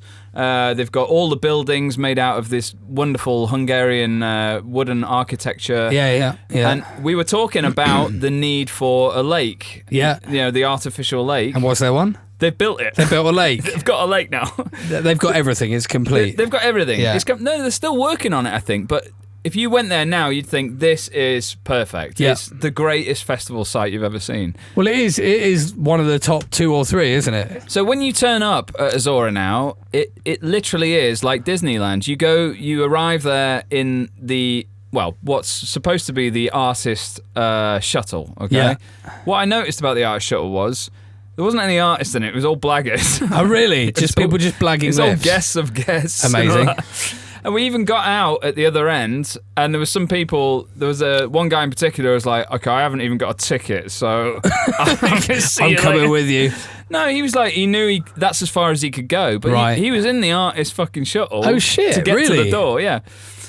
Shit, by the way, isn't a swear word. That's not a swear word. You're Yeah. fine with shit. Thank you. So anyway, you pull up at the entrance now, and they've got a beautiful building there, just made literally to give you an armband. It's a gorgeous. Oh, really? That wasn't there when I went there. It's literally like Disneyland. Okay, It's like yeah. the entrance to a theme park. Yeah. Like a beautiful building. There's people there. Didn't have a lot of humour. I must admit, none. those people. No humour. I tried a couple of jokes on them at the door. I was getting nothing from them. But anyway, we drove through the site. Beautiful site. Completely changed from the last time I've been there. Pathways are all there. New buildings. Beautiful new stages. They got a live band stage. They got this. They got a new techno stage. They got the lake. They got all sorts of stuff going on. It's an incredible site. The only thing that hasn't been developed really is the artist camping area. It's the same place. Still shit. No, it's great. Okay. It is good, but it's not really grown. I mean, I've never played there, so I wouldn't know. Beautiful place. Really lovely, well thought out. Free sandwiches, 24 hours a day. And water. Free sandwiches? Free sandwiches. Yeah. Cups of tea and coffee. Yeah. I mean, come on. Yeah, so got settled in at the artist camp. Yeah. And had a quick look at the lineup. Mm-hmm. I wanted to see who's playing, I was quite excited. I noticed on in the next half an hour, it's only bloody Hard Floor. Oh, MFG. Well done on the swear Holding save. back on the swearing, yeah. But Hard Floor, a huge act for me. When I was 16, imagine a young young Allaby. Look, resembling someone from Hanson. That's correct. Yeah. Long hair, going out to techno nights in Manchester. At the Hacienda. Discovering, acidy sounds for the first time. Man. Squelchy 909 kicks. Yeah, and squelchy, what's that? I'll have a squelchy dab noises. of that. I'll have a dab. Hard Floor are a huge act for me. They were, before they kind of tailed off, when they started, they were as big as The Prodigy, they were as big as Left Field, they were huge. Yeah. So it must have been quite cool actually seeing them on the lineup. Well, the last time I saw them was in 1997 at Tribal Gathering. And Insane. it was a massive moment for me watching those guys play. To see them on a lineup again, because I haven't heard from them for literally that long. They stopped pretty much, a couple of years after that, stopped putting out records. So huge. I owned all of their vinyl. I was a massive Hard Floor fan. Yeah. So I'm going to this gig, Mark. That's pretty cool. Like you arrive there Yeah, and you one just of see that just the randomly on the all-time. lineup. I'm just like, let's have a look, see what's going on. Oh, it's some legendary act who I haven't seen for 20-something years. That probably just instantly got you in the mood. I was really excited. I'm not that Azora wouldn't anyway. So I was like, who's around? Who can I go with? There wasn't a lot of people there at the artist camp that I knew. You know, the big boys, the big guns hadn't arrived yet. The Nano crew, they were still yet to arrive. Yeah. So I found a mutual friend of ours, Maria, hanging out. Lovely lass. Hello, Maria. So I talked her into it. So oh really? You went with her? Yeah. Well, I think I bumped into her on the way down there. Yeah. I don't remember the details. But I presume you caused trouble together. Well, we had it was a bit of a moment, this gig. We went down there and the storm, we'd been told the storms were coming into the festival. We weren't sure when it was going to happen. Anyway, we were waiting for Hard Floor to come on. They came on. Absolutely amazing set. I mean, it took a little while to get people into it, but then people started flocking in. Was this in the Dome? This was in the Pompoy. The Pompoy stage, okay. Yeah, so it's slightly half outdoor, like a marquee. Yes. So the sides are open. Yeah, and I think what happened was the main stage probably just closed down or something like that. So people just filled up. Started to fill up about halfway through their set. Amazing. And then the rain came, and you know, when it rains at Azora, it's insane. Yeah. I mean, it was biblical levels. Yeah, and this was as biblical as it's ever been. I imagine it probably added like quite a special atmosphere. It was absolutely unbelievable. I was hearing tracks that literally made me, as a young sort of budding producer DJ. Yeah. You know, they really guided my sort of path, and I haven't heard some of these tracks for decades. Whilst the most biblical weather was going on outside. In that context, it must have been amazing. There was a huge river that was running from the back of the stage right down the middle of the dance floor. Wow. And the dance floor at some point started to just fill up with water. It couldn't contain it anymore. Yeah. Feel sorry for whoever was playing at that point. Yeah, but outdoors perhaps. Yeah, that's what I'm saying on the main stage. But for them, it made their set because people just rushed in there, and the energy in that room was insane. Absolutely, unbelievable levels. That must have been very special for them as well, like, because, old legends, maybe they haven't been sort of gigging regularly for quite a few years possibly, and then to come into a gig like that, maybe sort of brought them back to their... Yeah, I'm sure. The source of it all. I'm Morgan Freeman. I've just finished my shift selling laughing gas balloons in a psytrance squat party. When I get back and I'm totally fucked up, I like to sit back in my leather chair, fix myself a large balloon, and listen to Allaby Bedders. I'm Morgan Freeman. So, Mark, we've just come out of 2017 into 2018. I feel great. And this just a couple of days after New Year, this thing popped up on my Google feed, which I thought was quite fun, so I thought I might run it by you. Cool. It's, for those of you who don't know, is an area in England called Liverpool, where a little band called the Beatles came from. Who are they? What do they sound like, Mark? It depends which one of the Beatles you're talking about. Can I speak to Paul? Hello, I'm Paul. I talk with a slightly high voice like this. Ringo? Ringo talks more like that. Thomas the Tank Engine. Very good. Thanks. So anyway, it made me chuckle. I haven't actually read these all the way through yet, but the title of the news item on its own made me chuckle. That area of Liverpool, if you don't know, the people that come from there are called Scousers. Aren't they all called Scousers? Well, it's named after a meal, scouse. Oh, yeah. That's where it comes from, which they all used to eat down the docks. Isn't that made of potatoes? I believe it's potatoes and cabbage and other northern foods. I mean, I am from the north. Yeah.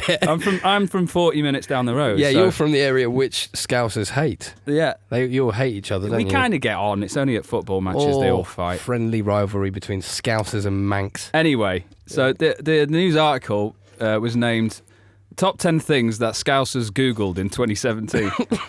Amazing. So the first on the list, what time is it? What time is it? What time is it? Well, they actually Googled that. They Googled it, yeah. Amazing. The top 10, this is. I mean, okay. So thousands of them, millions of them maybe Googled it. So my side job is recruitment, and I recruit in Liverpool, so I don't think any of these are going to surprise me. But okay. With all due respect to Liverpool. How about this one? How to make slime. What? Yeah, that's on the list. How to make slime. How to make slime. What? I mean, is there any elaboration on that? Is that a dirty thing or? Don't know, mate. Not in my house. Okay. Reflecting the gooey DIY craze sweeping the world. So I must have missed out on this I've craze. literally missed that fucking meeting. Here's a good one. The gooey DIY. Okay, go on. Is my car taxed? Is me car taxed? Here's another one. How to make pancakes. Okay. Yeah. I mean, that's fair enough. I mean, but what? So that's the third top thing that Scousers. No, these aren't in any order. I don't okay. think. What is my IP? I think that's fair enough. I googled that a lot. I think last year. What is my IP? Yeah, you don't even know what that is, do you? Yes. No. Okay. I don't. How many weeks in a year? What else is there? These ones aren't very good. No, that's all the funny ones. That's it. That's great. Have we got any more 2017 news, or have we pretty much wrapped that up? Well, no. I mean, you had a baby. That was good. How's the baby doing? It's very well. Still alive. I haven't been asked to be godfather yet, but whatever. I haven't even thought about that, to tell you the truth. No, it's fine. I'm sort of waiting for the invite, but I think one of the criteria for it. Sounds like you're already making an excuse. Well, isn't one of the criteria for that the person should have a bit of money? Yeah, I suppose that's fair enough. Wife just left you? Credit card just been declined? Coming down off hard drugs? Try Allaby Bedders in bits.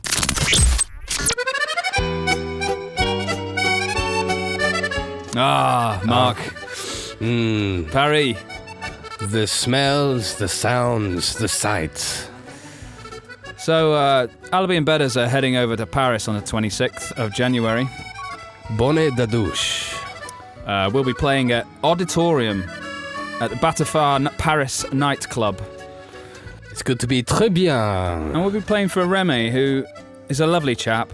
We've both known him for many years, haven't we? Absolument. And I tell you what, before we do this feature and potentially offend the entire city, I have to honestly say, and I've been saying this to everyone for years since I've been playing out in Paris, it's my favourite place to play in the world. Literally your favourite, yeah? Yeah, it's my favourite out of every city in the world. I must say, my favourite place. over the past few years, I've really started to get the itch to want to play there, so mate, the crowds there are awesome, unless they've really lost the energy in the last couple of years, because I haven't played there for a couple of years. Where would it go? Where would it go?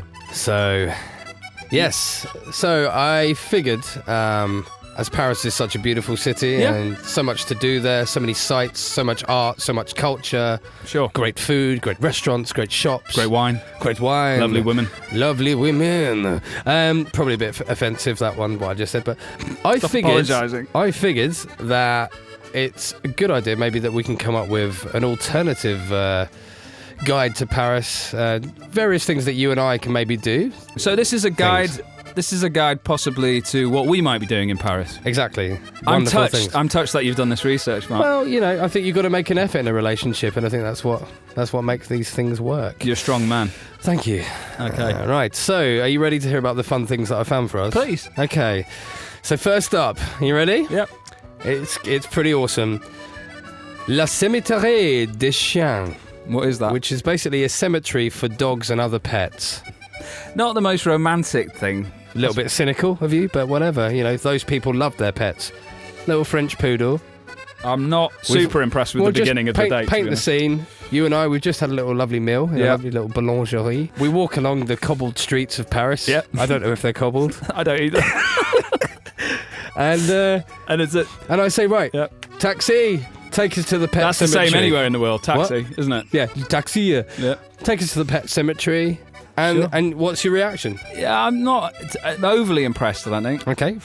Could we move on to the second station? I predicted this, don't worry. I've upgraded. Brilliant. After that, we're getting in the cab. We're whisking over to Le Ballon de Paris, located in Le Parc de André Citron, Rue de la Montage. It's basically a hot air balloon that takes you 150 foot above the rooftops of Paris. Now, obviously great if you don't suffer from vertigo, but what it will enable you to do is see the tops of people's roofs. I'm not good with heights. Not good with heights? No. Okay, move on. I'm scared. Moving on. Here we go. This is, to be honest, the highlight. So the highlight of the date. The Paris Sewer Museum. Keep talking. Well, you had me at sewer. The museum covers the rich history of Paris sewer system and all its delights, including pipes, and a 5-ton flushing boat in what once was the main sewer line between Place de la Concorde and Pont de la Mar. So sewers, right? French sewer. Yeah. Yeah, I'm down with that. Okay. Now, one thing I didn't warn you about, Matt, I mean, you've been to Paris. Yeah. And I don't know if you've experienced this before. It's called Paris Syndrome. Okay. So, It's Paris Syndrome. A genuine... You're spilling beer everywhere. What are you doing? The people of Paris are going to be shocked if you do that. Why? What should we do? What should we do? What should we do? Just get a tissue. I don't have any tissues. Oh, wipe it on your trousers. I don't want to wipe. Oh, God. Can we go back to Paris Syndrome, please? Yeah, can I guess what it is? Yeah, go on. Is it when you're in Paris, Yeah. you've eaten too much cheese, Yeah. and So you basically cheese sweats. cheese sweats? Is it something to do with cheese sweats? No. Paris Syndrome is a transient mental disorder exhibited by some individuals when visiting or going on vacation to Paris as a result of extreme shock derived from their discovery that Paris is not as good as they thought it would be.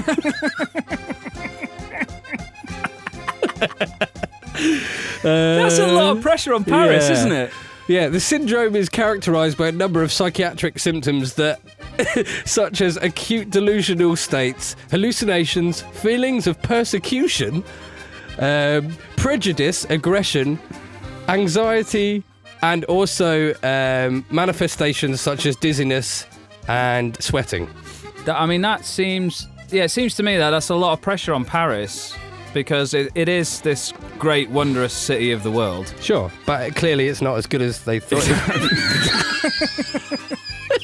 Well, Mark, I haven't heard of London Syndrome. No, that's true. Right? Sorry, Parrot, by the way. But is that because London's a bit shit, or is it that... I guess people just expect London to be shit, and they're quite pleasantly surprised, I guess. Yeah, that it's not. So yeah, that was Paris. I mean, I hope... You're happy with the itinerary I've mapped out for us? I mean, a lot of it was toss, but... What? Yes, I'm very, very happy. Okay, can we stop this mental music now? So, well, I'm very much looking forward to going to Paris now, then. Yeah. I just hope, hopefully we don't get the old, what was it, Paris Syndrome? Paris Syndrome. Well, you, me, matching dressing gowns in a French hotel? Yep.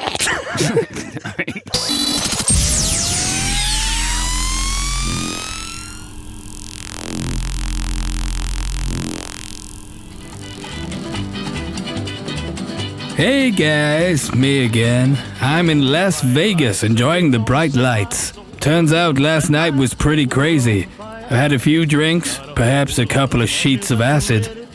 I'm now married to a beautiful Mexican lady called Juan Pablo. We're very much in love, and we're looking forward to adopting our first baby dolphin together. Viva Las Vegas, guys! Viva Las Vegas!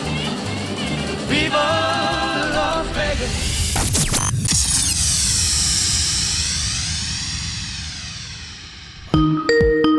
Ba-ba-ba-ba-dum. Yeah. Here he is. Yes. That sounds good. Yeah? Can you hear us okay? Well, you hear me okay? Oh, yeah, clear as a bell, yeah. Mark's Hold just sorting the drinks out. Yeah, me too. I thought, damn it, if you're having one, I'm opening a bottle of Hey, red. Tristan's having a drink. What are you having, mate? What are you having? A very nice French friend of mine has come over with a very tasty Côte de Rhône. Yeah. Excellent. Right, I've got a glass of red. Beautiful. Yes, my love. All right, here's your intro. Ladies and gentlemen, please welcome one of the most recognizable and loved artists on the psychedelic trance scene.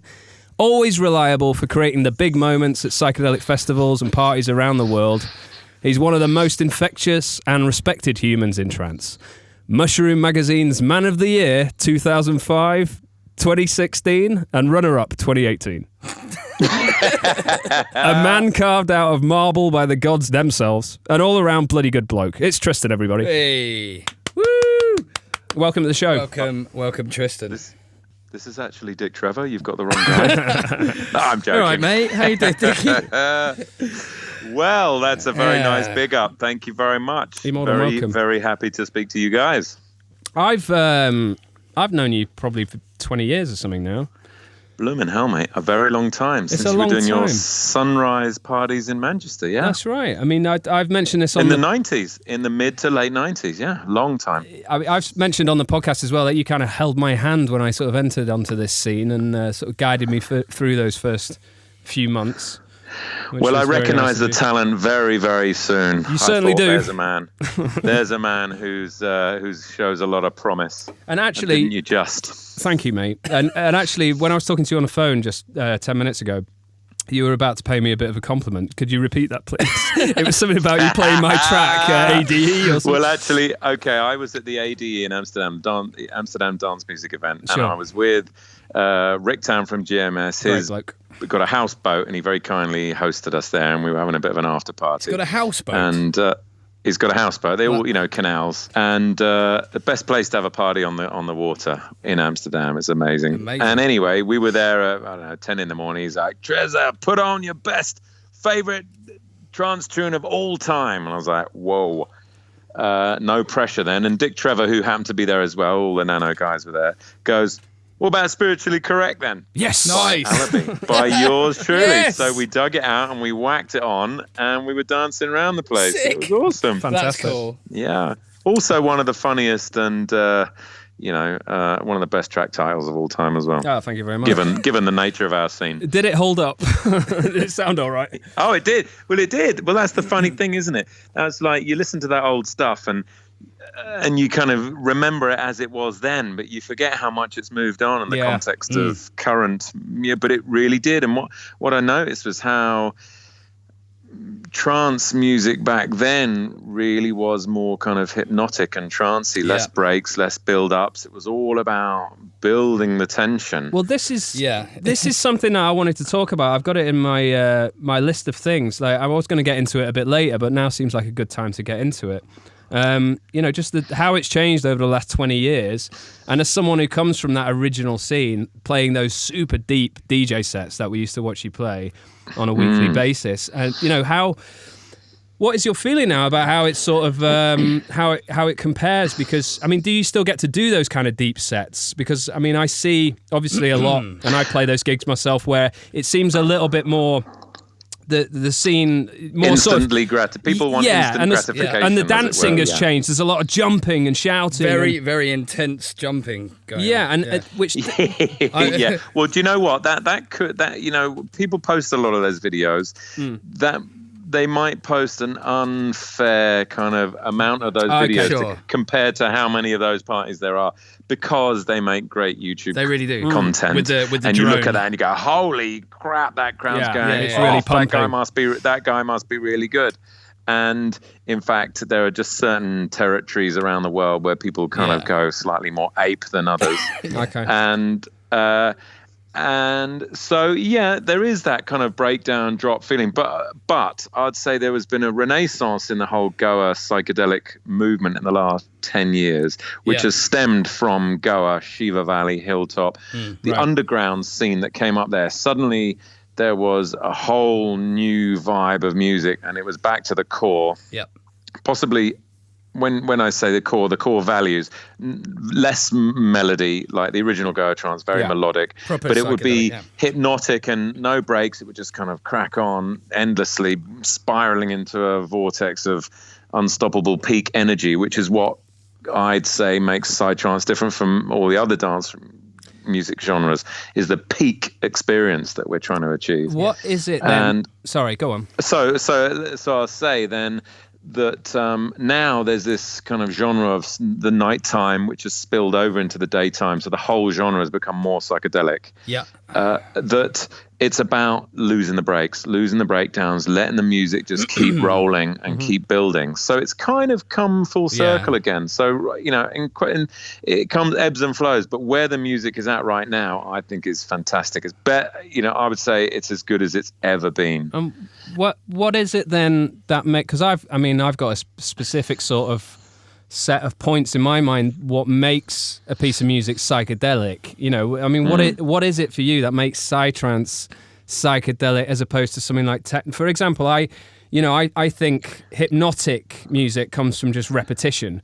Personally, and that's what makes it psychedelic for me personally. What is it that makes it psychedelic for you? Gradual changes. The difference is, like, let's say like rave music onwards, the whole thing that happened in 88 and 90, whatever, and early 90s, I know you were there, but just to be part of that dance music revolution, acid house, ecstasy, drum and bass, techno house, whatever. The kind of underlying thing was repetitive beats. All of it is using machines. I used to be a drummer. When I discovered dance music, I threw away my drumsticks. It was like, wow, these drum machines can do it better than I ever will, and they're a hell of a lot louder as well. And that's brilliant. So a lot of dance music generally has got that repetition. And the distinction I'd make is the difference between hypnotic, narcotic, and psychedelic. Right. Lots of other dance music genres are hypnotic and narcotic. Right. Okay. They're good to listen to on drugs. Yeah. But the thing about psytrance, it's particularly good to dance and to listen to on LSD. Right. Okay. Yeah. So that's what makes it unique. And and I would say is these sounds, and I'd also say a lot of dance music genres have different. To not get too technical about it, but the bass plays such a massive part on the repetitive. It's the bottom end that kind of repeats the kick and the bass. Yeah. The psytrance, there's a particular shape of bass, shape of sound wave that we use, and that is a sawtooth. Sure. And that is the most harmonically rich of the basic sawtooths, which are sine wave, square wave, sawtooth, and triangle wave. Getting really nerdy here, but drum and bass uses a sine wave, a nice clean sub. Dubstep uses a square wave, which is more harmonically rich sine wave, if you like. Which is very harmonically rich as well, and we use a sawtooth. So there's something about the texture which is more punchy. of that. There's more punch in a sawtooth, and it hits more in the chest on the bass than it does on and like it's a got sine a twang. wave. Exactly. Yeah. It's got a twang to it, ding, digga, ding, digga, ding, digga, ding, because we have a very repetitive bass line. Yeah. That's where the repetition happens really, really quickly. And I always kind of thought, when you're kind of in a psychedelic state and you get your fingers and you wave them in front of your eyes, and you get this kind of echo effect of your fingers that carry on long after your hand has passed your face. Yeah. That kind of thing of the bass line going ding, digga, ding, digga, ding, digga, ding is kind of an echoing tracer effect of the bass line. It can be very, very psychedelic in itself. So there's something about the bottom end in itself, the bass line, the texture, the way the sound that we use that makes that psychedelic. But it's the top end, the noises. Now, Goa trance used to be very melodic, heavily influenced by Eastern melodies, Eastern scales, because that had that kind of it had that kind of mystical essence to it. Yeah. And exoticness, and anything that's the unknown and those uncharted territories that make you feel, like a spices, everybody. Yeah, potpourri. And, namaste. So there was a lot of that in our style. But now, for me, what really kind of turns me on sonically is creating noises that people have never heard before. Sonic textures that sound like alien conversations, alien noises, that have been downloaded from another dimension. Because if you hear a certain noise, a certain melody, whatever, over and over again in lots of tunes, you become tolerant to it. The first time you hear something or taste a new, flavor, or see whatever it is, amazing sunset on the beach in Goa the first time. By the end of the season, it's still mind-blowing. You have seen it quite a few times.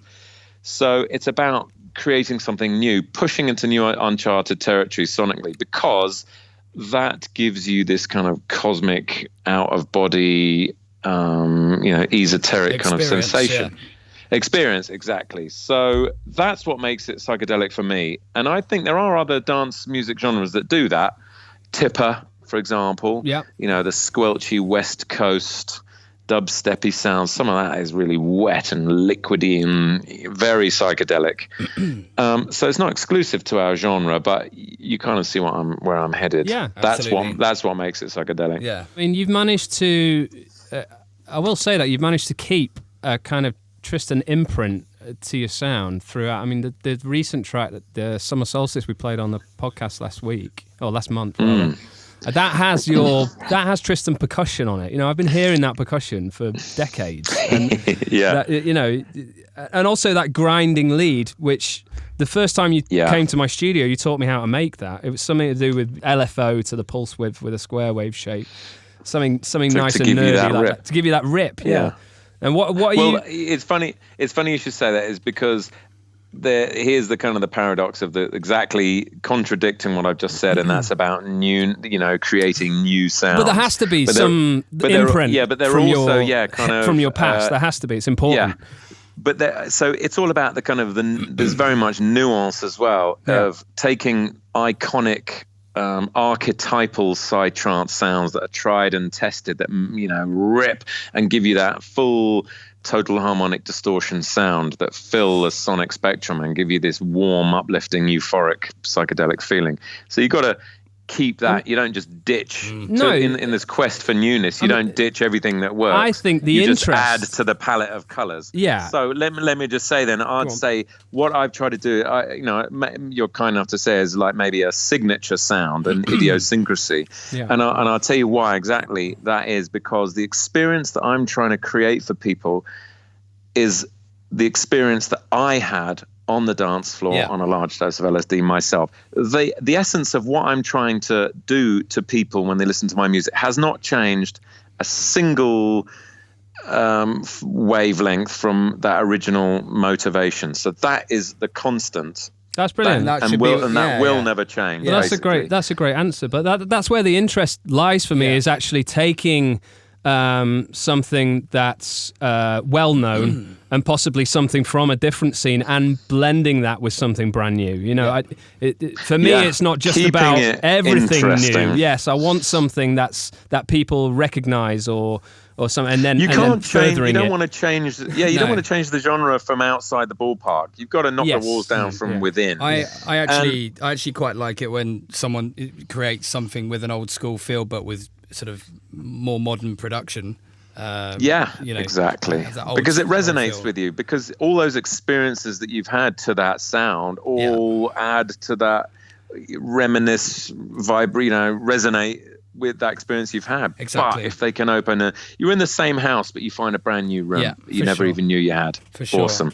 And I think that's the kind of the quest for the self exploration, self-discovery is we're trying to find new rooms in our own psyche and our own mind and get to know it. We're trying to know ourselves. We're trying to evolve. Constant battle to know ourselves. I still don't know. Well, isn't that the whole point of this whole movement? 100%. Is I'm living a lifestyle and I've managed to make a living from that lifestyle, thankfully. But that living is kind of living an open, conscious, loving, community-based way of life, and with traveling, incorporating as many cultures and experiences and traveling and beautiful people as you can. And I want to meet, and like musically, you want to meet as many new amazing people. It doesn't 100%. Mean you have to ditch your old friends, right? No, it's the same with the music, with the new set. Depends on the friends. I'm done.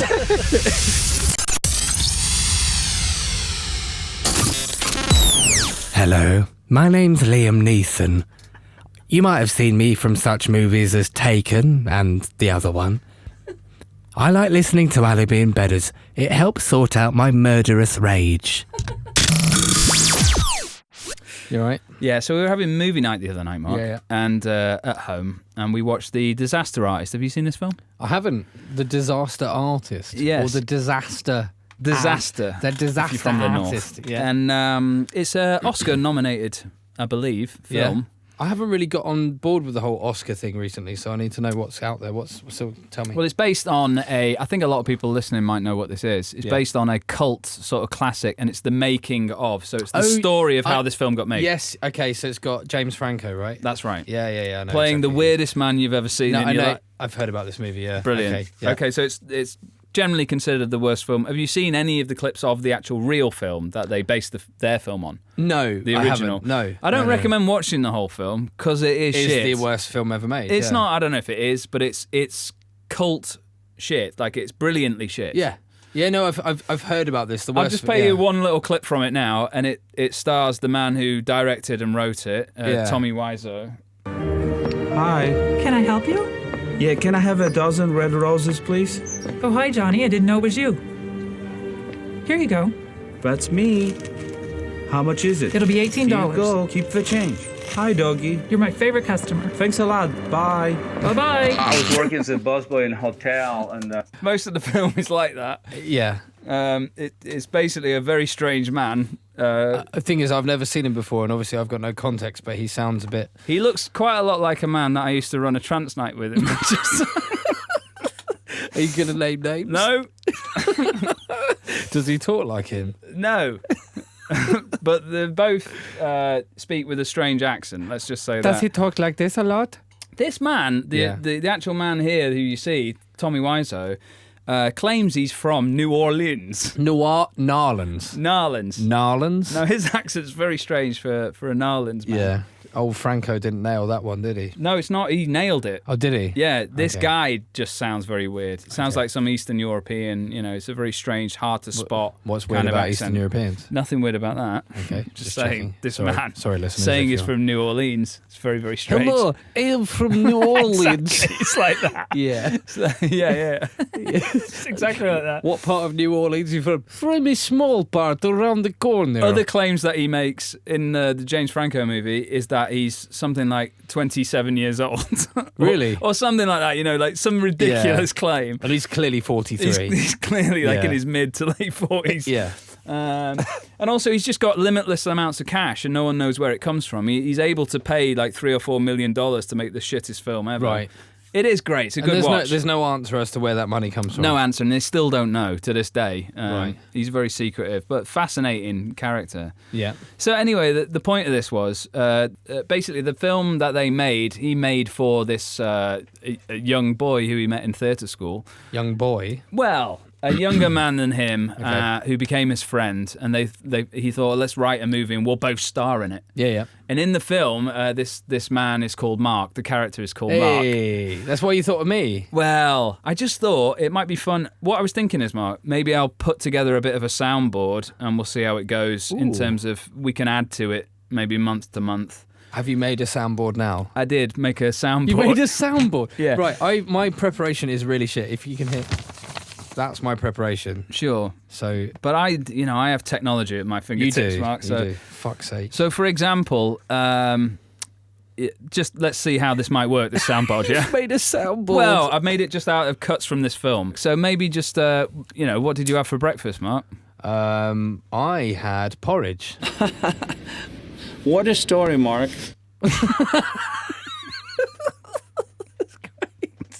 That's marvellous. Yeah. To be fair, just so you know, at work, the common thing that people say to me is, cool story, bro. I'm so happy I have you as my best friend. Is that what you say to me? Don't get angry with me, Mark. You're making me furious. Chill out, Mark. I'm just trying to help. So anyway, there's a couple of little snippets there. This is great. Yeah. So we're having a laugh. There's more to come. Oh, good times.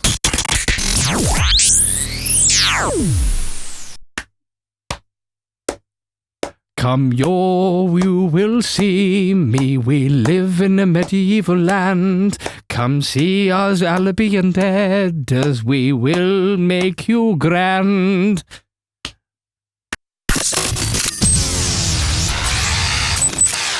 And now the news with Bedders.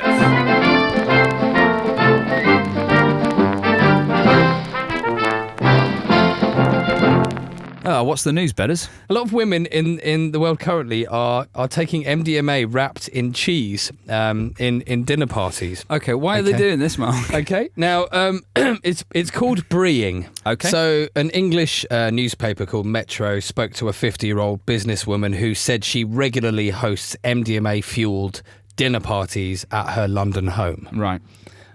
Explaining why she does it, she said, "I have a strong circle of female friends, and we had tried all the latest fads, food, fashions, destination dinners."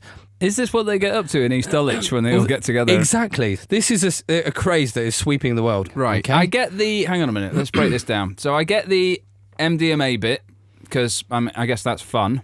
Yeah. Where's the cheese come in? Why do they stick it in the cheese? So the lady didn't know how to take it, so she phoned her son, who told her not to sniff it but to swallow it. Wise advice. Yeah, exactly. It fucking hurts. Yeah, it really hurts. So these bless them, these sort of mums sat around the dinner table with the desserts and the coffee still hot, decided to wrap the MDMA in a cigarette paper each and stuff it into some brie, and they all took a little bit of brie. Which is the thing that they knew. Yeah, they all. What do we know? Imagine all of you listeners. Imagine your mum sat around a table now, sat there with a little lump of brie each. We're looking around the kitchen. What do we know? What can we do with this? Marjorie, I've got some brie in the fridge. Perfect. Let's try that. Or no, I've got some quiche. Fuck off, Jane. And thus brieing was born. Lovely. So yeah, it's escalated a bit in terms of the type of foods that they're using around the world. Right.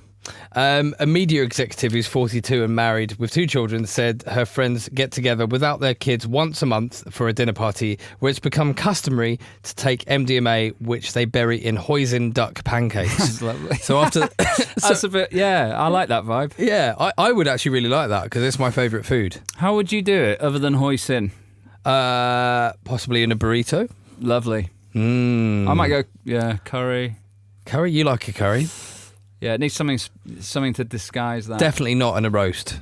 No, not good for roast dinners. No. So, have we got any cheese-related drug puns just around this wonderful feature of...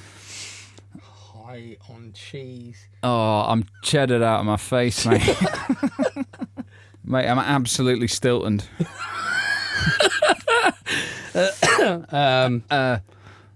Gouda, have a dab of that. Lovely.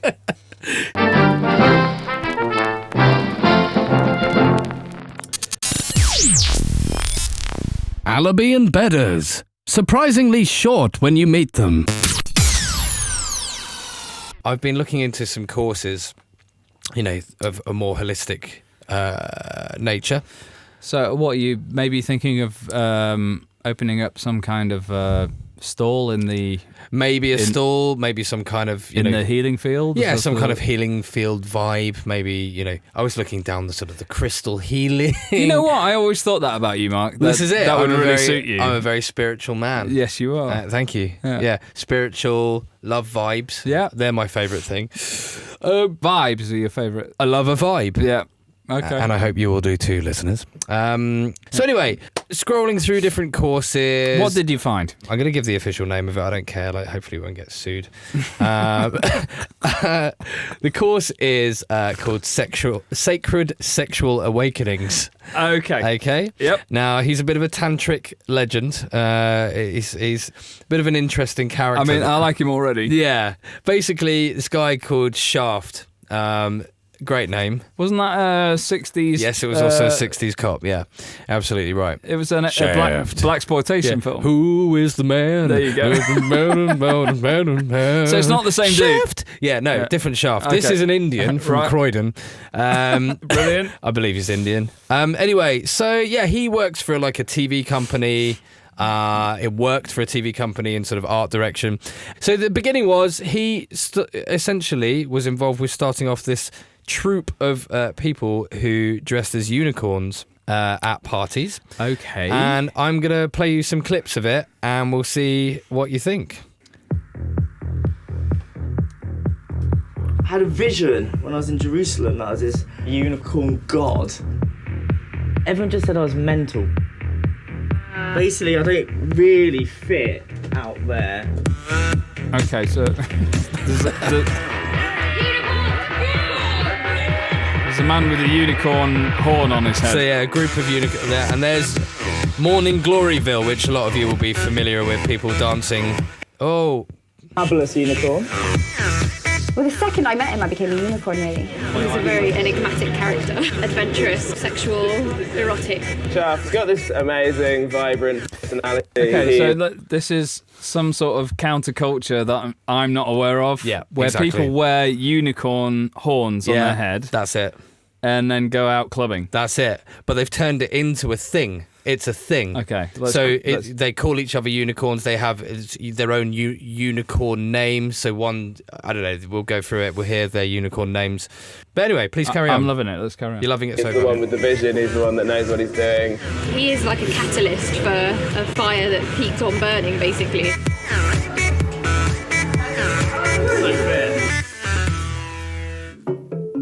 It all started 2011. I basically started going to all the Burning Man events. Burning Man! It showed me what the world can be like.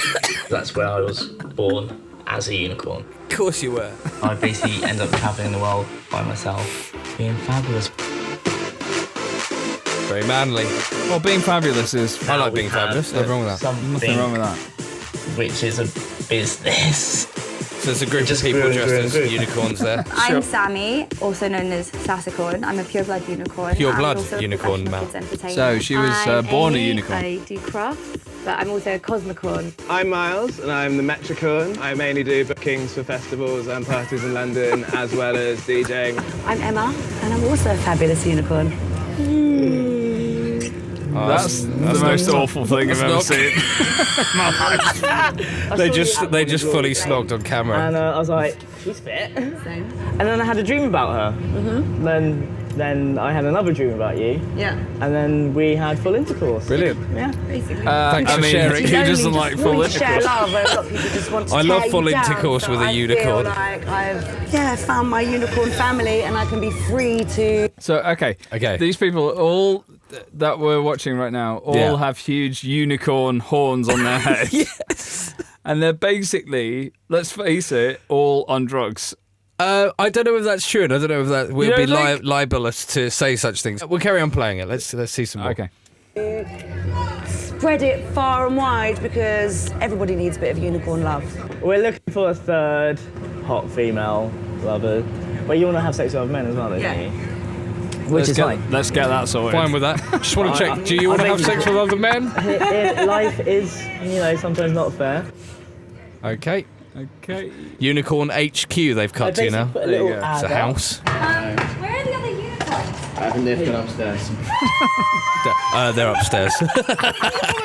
Where are the other unicorns? You can't miss them. Brilliant. He looks great. I love it! I love this!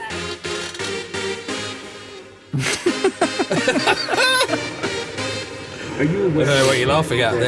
I don't know why Matt is laughing right now. There's about 15 of them. They're all dancing around in spandex. I'm a big fan of For me, there's behaviour. nothing funny about this. Should be She's my handed favourite. This particular unicorn now gives us a tour of her unicorn bedroom and gives us some insight into her deep philosophies. Brilliant. Are you ready? Yeah, I am ready. Very beautiful woman. Let's go. Yeah, great philosophies in life. Let's go. This is my room! Isn't it great? I just like to be surrounded by lots of beautiful things all of the time. When I was in Thailand, I was in a place called Hajiwam, and they're all really spiritual there, and I went slightly doolally. I felt like when I met Shaft, we did have a bit of a spiritual connection, the same as my best friend Bambi. And in the Mayan dream spells, we're all yellow crystal stars. So Like, that's it has to be a spoof. It has to be a parody. But It's anyway, not though, is it? No, it's real. Carry on. real. why. This is Sucking in Space. A lot of my art is just quite psychedelic, and I do quite a lot of self-portraits. So this. Hang on a minute, Mark. Okay, so That- describe what you're seeing. So it's a piece of art, a badly drawn piece of art of a woman sucking on a penis. Yeah. It's a self-portrait of me sucking a galactic penis. Like, I just imagined it like a huge, like, kind of weird wiggly worm that would come out of a black hole, and that I was a big face in the sky, like, ah. You know, it can be quite a miserable place, London, sometimes. So when people see a group of us, like, with all our horns on, jumping around, like, hey! You know, I think if you're just making other people smile, it makes them cheer up a bit. I get that part. I understand why she's your favourite as well. She's brilliant. I like her What a a lot. character. Yeah, I'm not going to do an impression of her because she's great. I can't understand how he managed to do this. Oh, mate. To convince You see, this is the point. this many This is people this is exactly what we were touching to go on. So along with this when you absolute nonsense. You are.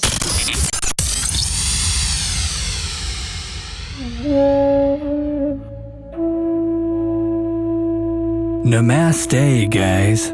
I've been out in Kerala, India, in a remote yoga retreat, practicing a new complex move called the Bengal Bonsai Cat. There are no showers on this retreat. I haven't washed for 17 days. Turns out I got the move slightly wrong. I'm now stuck face to face with my own asshole. Oh God.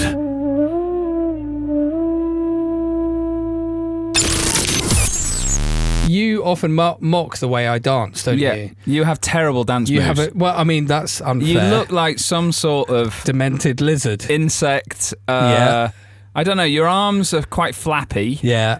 And there's no direction in them. Yeah, thank you. I like to see direction in arms on stage. Right. I like to see some sort of... I like to let go like no one's watching. Yeah, okay, I get it. But there is some sort of flappiness there that annoys me somehow. Yeah. I don't know how to get really, over it. It annoys me too. But the annoying thing is, it annoys me, and normally people go, oh no, it's fine, but you just go, that's awful. Yeah, that is awful. But Mark, know that I love you. I know you do. Okay. I know. So, great crowd, honestly. Really young, up for it, just going crazy. Brilliant. Good energy. And I'm wearing this crazy... There's my... Okay. I'm showing a video right now to Matt. My hands... Right, we're going to post this on the Facebook page. Yeah. We're playing Hollywood. Oh, that is beautiful, that jacket though, mate. Thanks, man. You like that?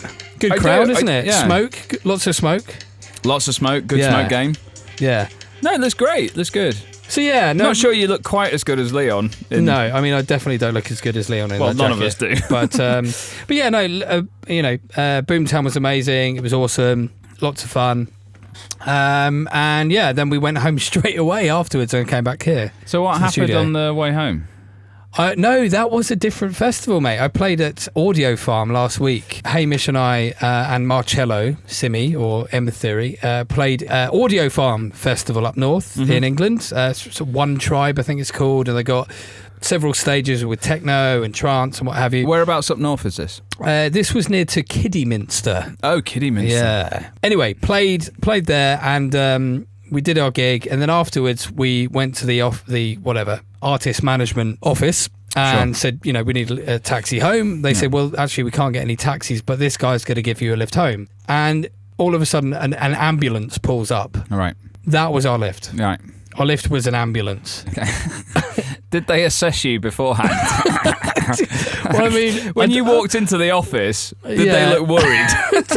I don't want to comment on who was the most hammered, but were they looking at you like this, Mark?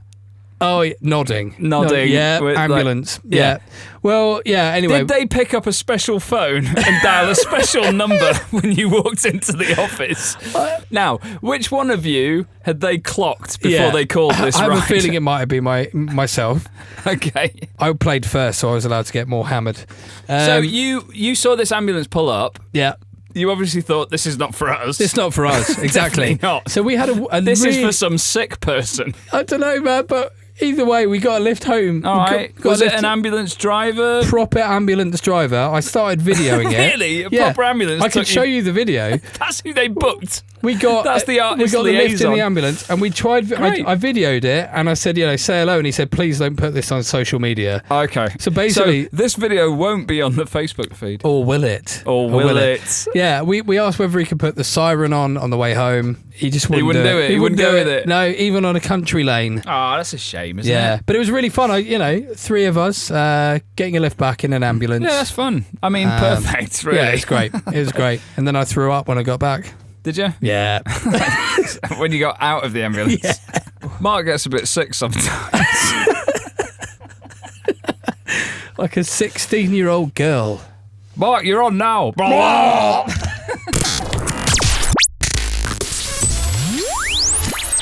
I'm Gerard the Labrador. My master and mistress have just had what's called an orgy at our house. I'm listening to Allaby Bedders to help take my mind off what just happened. Woof. Bedders, Matt, I'm gonna try and bring the energy down a little bit now. So we're gonna bring it right down. You know why though? Because we like to start strong. We like to come in with the first link. High energy. We did have an aged Negroni before we started just to get the energy levels up. Our tops were off. But I listened to the last podcast. Well, I listened to it while I was editing it. Sure. So I listened to it a few times. And I was just ridiculously high energy. I don't know what it was. Just too high. I was just so...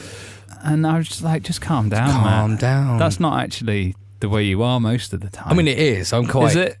I mean, why are you saying is it? I'm friends with you. Am I not like this? Like no, chill? You're not like some kind of audiobook narrator. Oh, fuck it then. No. I would like to do a link just a bit more chill because, I don't know, it annoyed me a bit. I was like, fucking hell, man. Was it just because you were feeling a bit fragile when you were listening to our podcast? It might have been that. You never know. I'm a sensitive man. Anyway, I'm liking it. Let's keep on this energy. A nice deep radio How's voice. my chilled voice? Pretty good. You might recognise this track from Elvis Costello and his Deep Swing Band. This is called Deep Velvet. We're not playing Deep Velvet. Okay. Who was that, by the way? I don't know. Okay. That was a lady from Desert Island Discs. What was her name? On Radio 2, Kirsty something. Yeah. Not Kirsty Alley, the famous Scientologist. Hello there, I've got a slightly Edinburghian accent and I talk like that, quite relaxed all the way Very through. nice. Thanks. Carry on anyway with your story. Yeah, so my lovely little daughter is almost a year old now. No, I just noticed something recently because she's talking a lot now, but obviously not talking properly. She's forming sounds and... Yeah, sure, she's checking it out, but she talks a lot. She's good. And I think I've been writing down some of the things she says. Oh. So I just want to put a couple to you because I believe really she is actually saying real things. Oh, 100%. Was she starting No, to she's now? putting not whole paragraphs together, but like a couple of words that makes sense because with things that are in her head, she's saying in her head. Yes, but what I'm trying to say, Mark, is I believe she's probably hyper intelligent. Why wouldn't she be? Of course. And so. Now, you can have an opinion. I'd like to ask your opinion on whether... Because she said these things. Absolutely 100% she said these words. Okay. And I made sense of them, obviously. Why wouldn't you? So what I'm saying to you is she's a very intelligent girl who can already pretty much talk but can't quite fit sentences together in the right order yet. Yeah. But she's saying sentences. Mm-hmm. The other option is she's talking absolute bollocks, and occasionally she says a word. Let's go with saying sentences. All right, I'm going to tell you a couple of these. The first one is Nimitz Barbecue. Now, Nimitz Barbecue. Now, the Nimitz, I believe, this is going off memory, was the largest warship in the German Navy from World War II. So she was obviously referring to the barbecue that the sailors had at the weekend off, on the Nimitz. Well, clearly. She was reading her battle journal, which that was mentioned in. And which you leave lying around so your that's living real, room. Right? You're a subscriber to Battle Journal Worldly. She reads it every week. Yeah. Good girl. Well done. Paying attention to the details. The next one, bacon over. Now, I don't remember when she said this, but clearly I was cooking bacon. Bacon over. And it was burning on one side. She is a genius. Bloody genius. Oh, I love that girl. The next one, Kiora Bandit. Now, we all know Kiora as the popular drink. She didn't say Kiora Bandit. She did. She said Kiora Bandit. Did she? Has she said it more than once? Never said it again. Okay. But you logged it. I logged it. Yeah. Because, Kiora.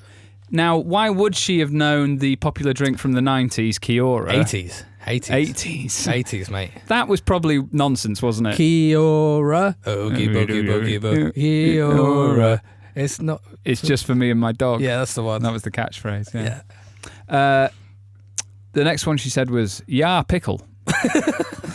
I believe I was handing out pickles at the time. Did she? Were you? No. Or are you're embezzling? Embezzling, yes. I'm embezzling funds. Yeah, embezzling from the company. Oh. Yeah, pickle. Is she posh? Is she a posh? Yeah, word? maybe. Yeah, pickle. Yeah, cheese? Yeah, sure. Yeah, pickle bloody too. pickle, yeah. Amazing. Bloody pickle. She's a Dulwich girl after all, isn't she? She will be if Sam gets away. When she was a baby. Oh, no, maybe not. She's No. Tulse Hill. Tulse Hill, mate. Yeah. Why don't you give them out my postcode, Mark? I mean, people aren't going to find you in Tulse Hill. Nobody it's a big cares. Area. Also, nobody cares. Yeah. The next one. Edgar Davids. Now, fuck off. She said Edgar Davids. For those who are listening out there who don't know, Dutch footballer. The Dutch footballer. Professional footballer from, 2000 and... Oh, sort of late. Yeah, he was a World Cup Dutch international. He also wore a sort of set of glasses like that guy off X-Men. Yes, famous for wearing... shot flames out of his eyes. For wearing sports glasses because he had an eye condition. He did. And why wouldn't my daughter know of the famous Dutch footballer Edgar Davids? I agree. I agree. The next one's a fun one. B. Savoy. Now, this is obviously... She hasn't said any of these things. She said all of these things. B. Savoy. As soon as she says something that makes sense to me, I write it down. B. Savoy. What? Really? B. Savoy. So obviously, I mean, this is a famous English sausage that you might find in a fish and chip shop in 100%, England. but what's a bee version Well, it's made of of bees. It's a new invention that my daughter came up with. Bee Savoy. Yeah, it's a meat-free version of the classic English fish and chip with sausage. a honey twinge. But it wouldn't be meat-free, though, would it? Because it's made of bees. Right, yeah. No, you're right. I'm an idiot. Twinge or tinge? You're a twinge. And the last one, Mark, she said this morning. Said, Okay. Rubbery eel. Because eels are rubbery. They are rubbery. Right? She is a genius. That's decided. She's a stone cold genius. Oh. I love that baby. Do you know what Leo said to me this morning as I was lying in bed and he was in the living room watching I hate cartoons? you, Dad. He walked into my bedroom and said, "Make me breakfast now, you fat idiot." Now that boy is a genius. So the other night, me and my friend Hennes, right, we were at the party and we were listening to Allaby Bedders at the campsite. And he was like, what the fuck are these Allaby Bedders guys all about? They're not pumpy enough. So I went, let's go back to the party. And we listened to Ronkadunk. Ach, yasses, bro. He was crazy, eh? And now it's time for the news. And now the news with Bedders.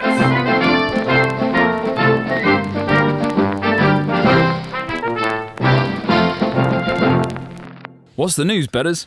Right. Well, Matt, as you know, I like to keep up with news and current affairs. Sure. What do you peruse when you want to find out what's going on in the world? Matt, I mean, as you know, my favourite source of news is Mushroom Mag. I see. Now, it's a favourite of mine too, Mark. Yeah. There's nothing I enjoy more than sitting on the balcony with a glass of Pinot Noir.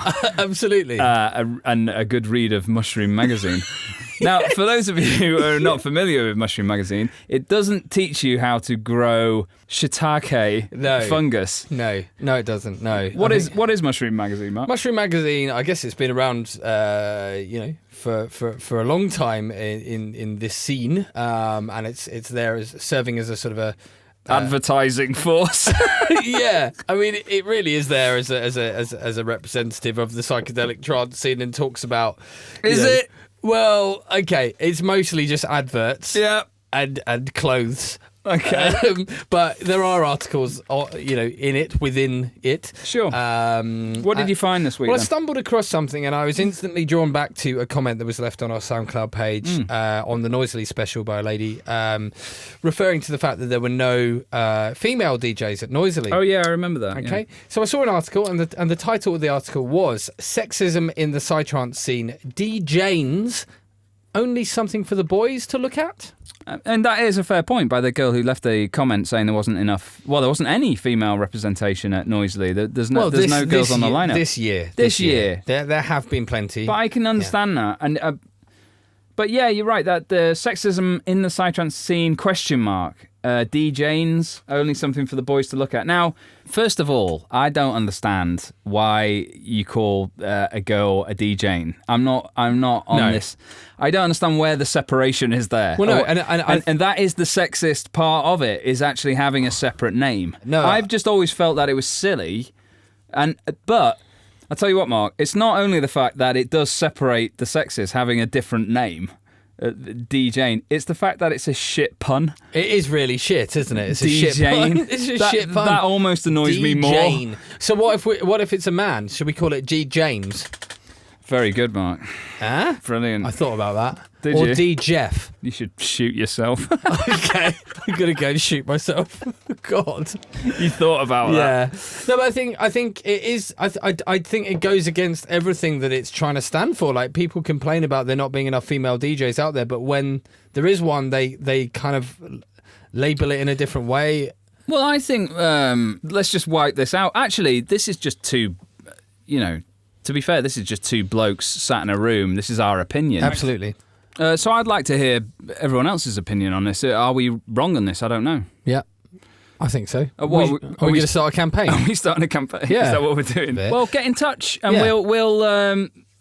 we'll champion this. Yeah. You know, if it's So when we say if it's get in something touch, that write a needs to be comment. done. Write a comment either on our Facebook page or on the SoundCloud link at the bottom. One way or the other. Write your opinion on this. DJing, yes or no? Let us know what you think. Okay. Hot button topic. Hot topics, topical. That's what we're here for, Matt. Topics. We're here to change opinion and lives. Yeah.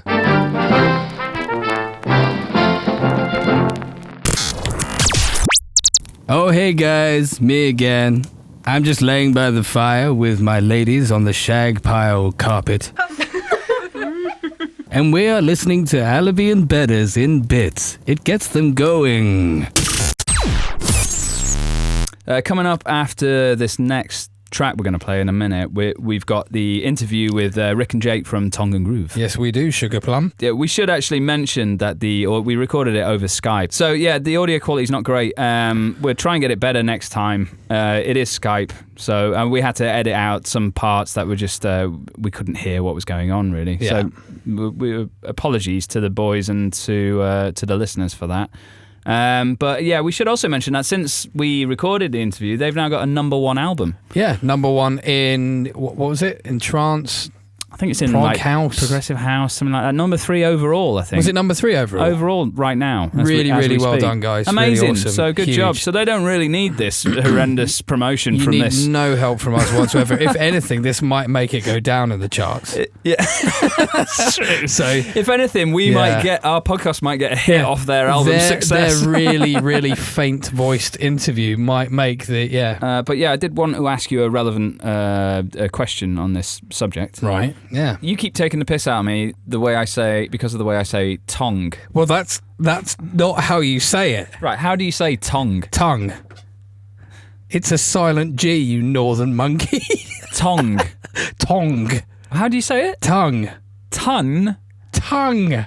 Tongue. Look. There's a U in it. I don't make up the rules, mate. This is English, not ye old medieval northern language like you speak. Tongue. You know Tongue. You know that the southern accent that you have is a made up accent, or what you would call an evolution, not stuck in the dark ages. No, I've read books on this subject. You've read books, full stop. The original English accent. I've read books. I've read books. Listen, you can't argue with me. Look, I've read books. Just because you read Fantastic Mr. Fox by Roald Dahl. The original accent of England is the northern.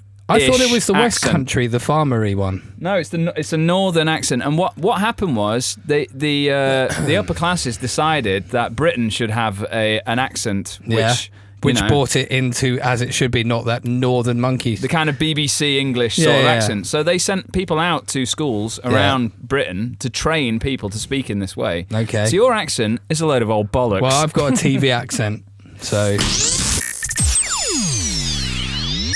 My name's Trent from the stock market. When I'm not skiing, taking cocaine, fucking, or skiing, I listen to Allaby and Bedders in bits. Sell! And now it's time for the news. And now the news with Bedders.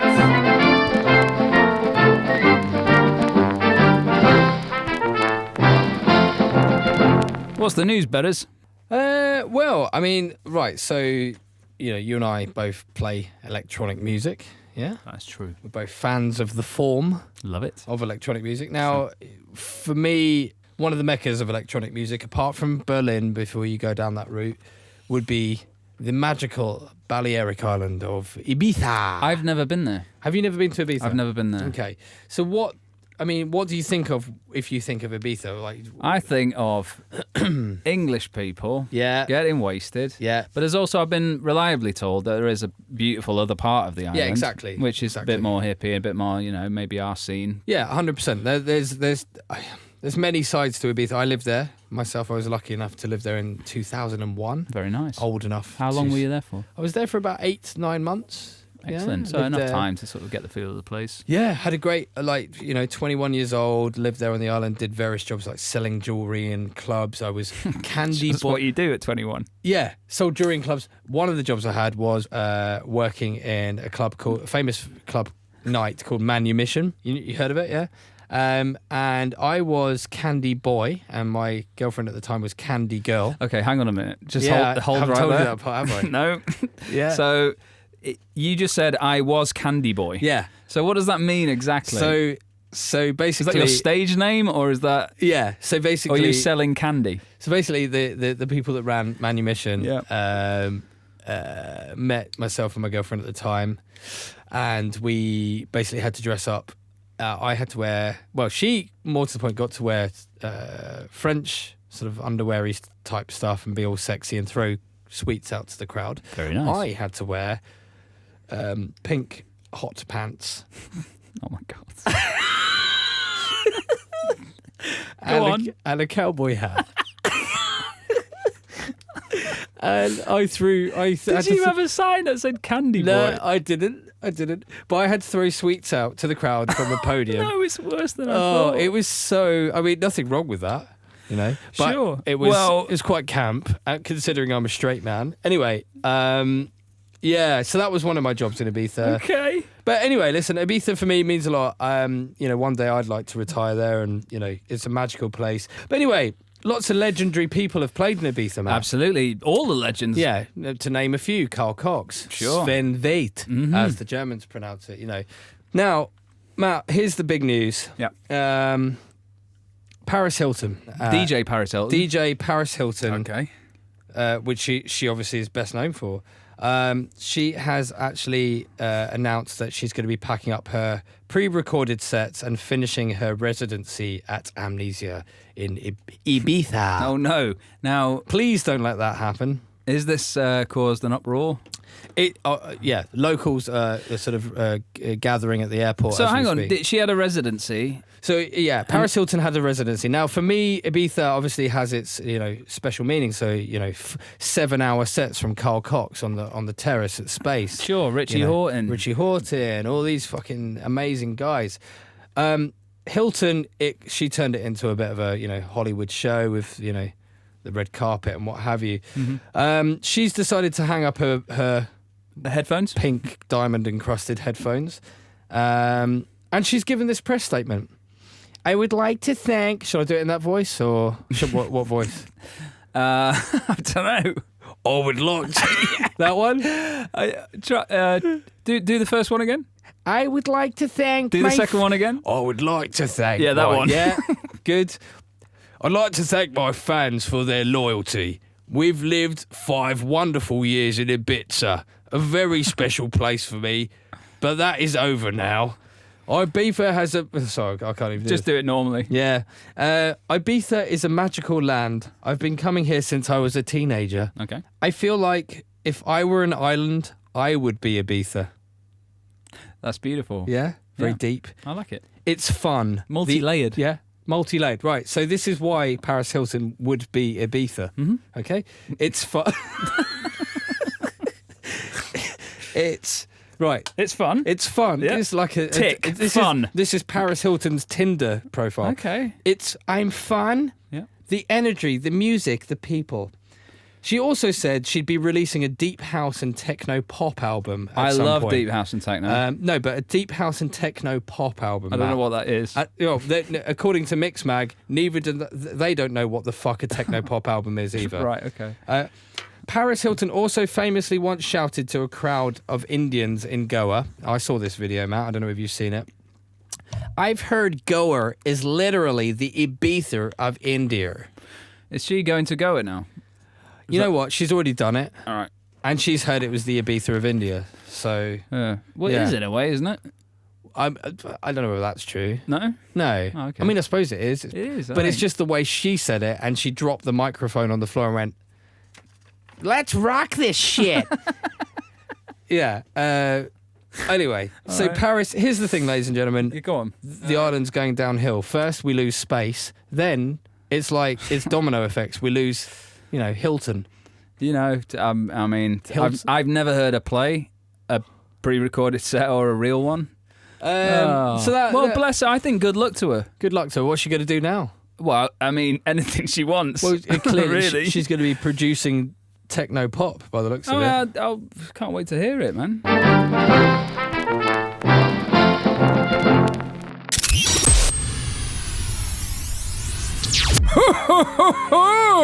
Joyous abundance of psychedelic wishes to you all. Lashings and lashings of spiritual vibrations. What have I got in my psychedelic stocking? Let us all dine upon this magical banquet of psychedelic feasts. A psychedelic goose, roast Psy nuts, Psy sumas, and Psymus pudding. I took too much acid in the 60s.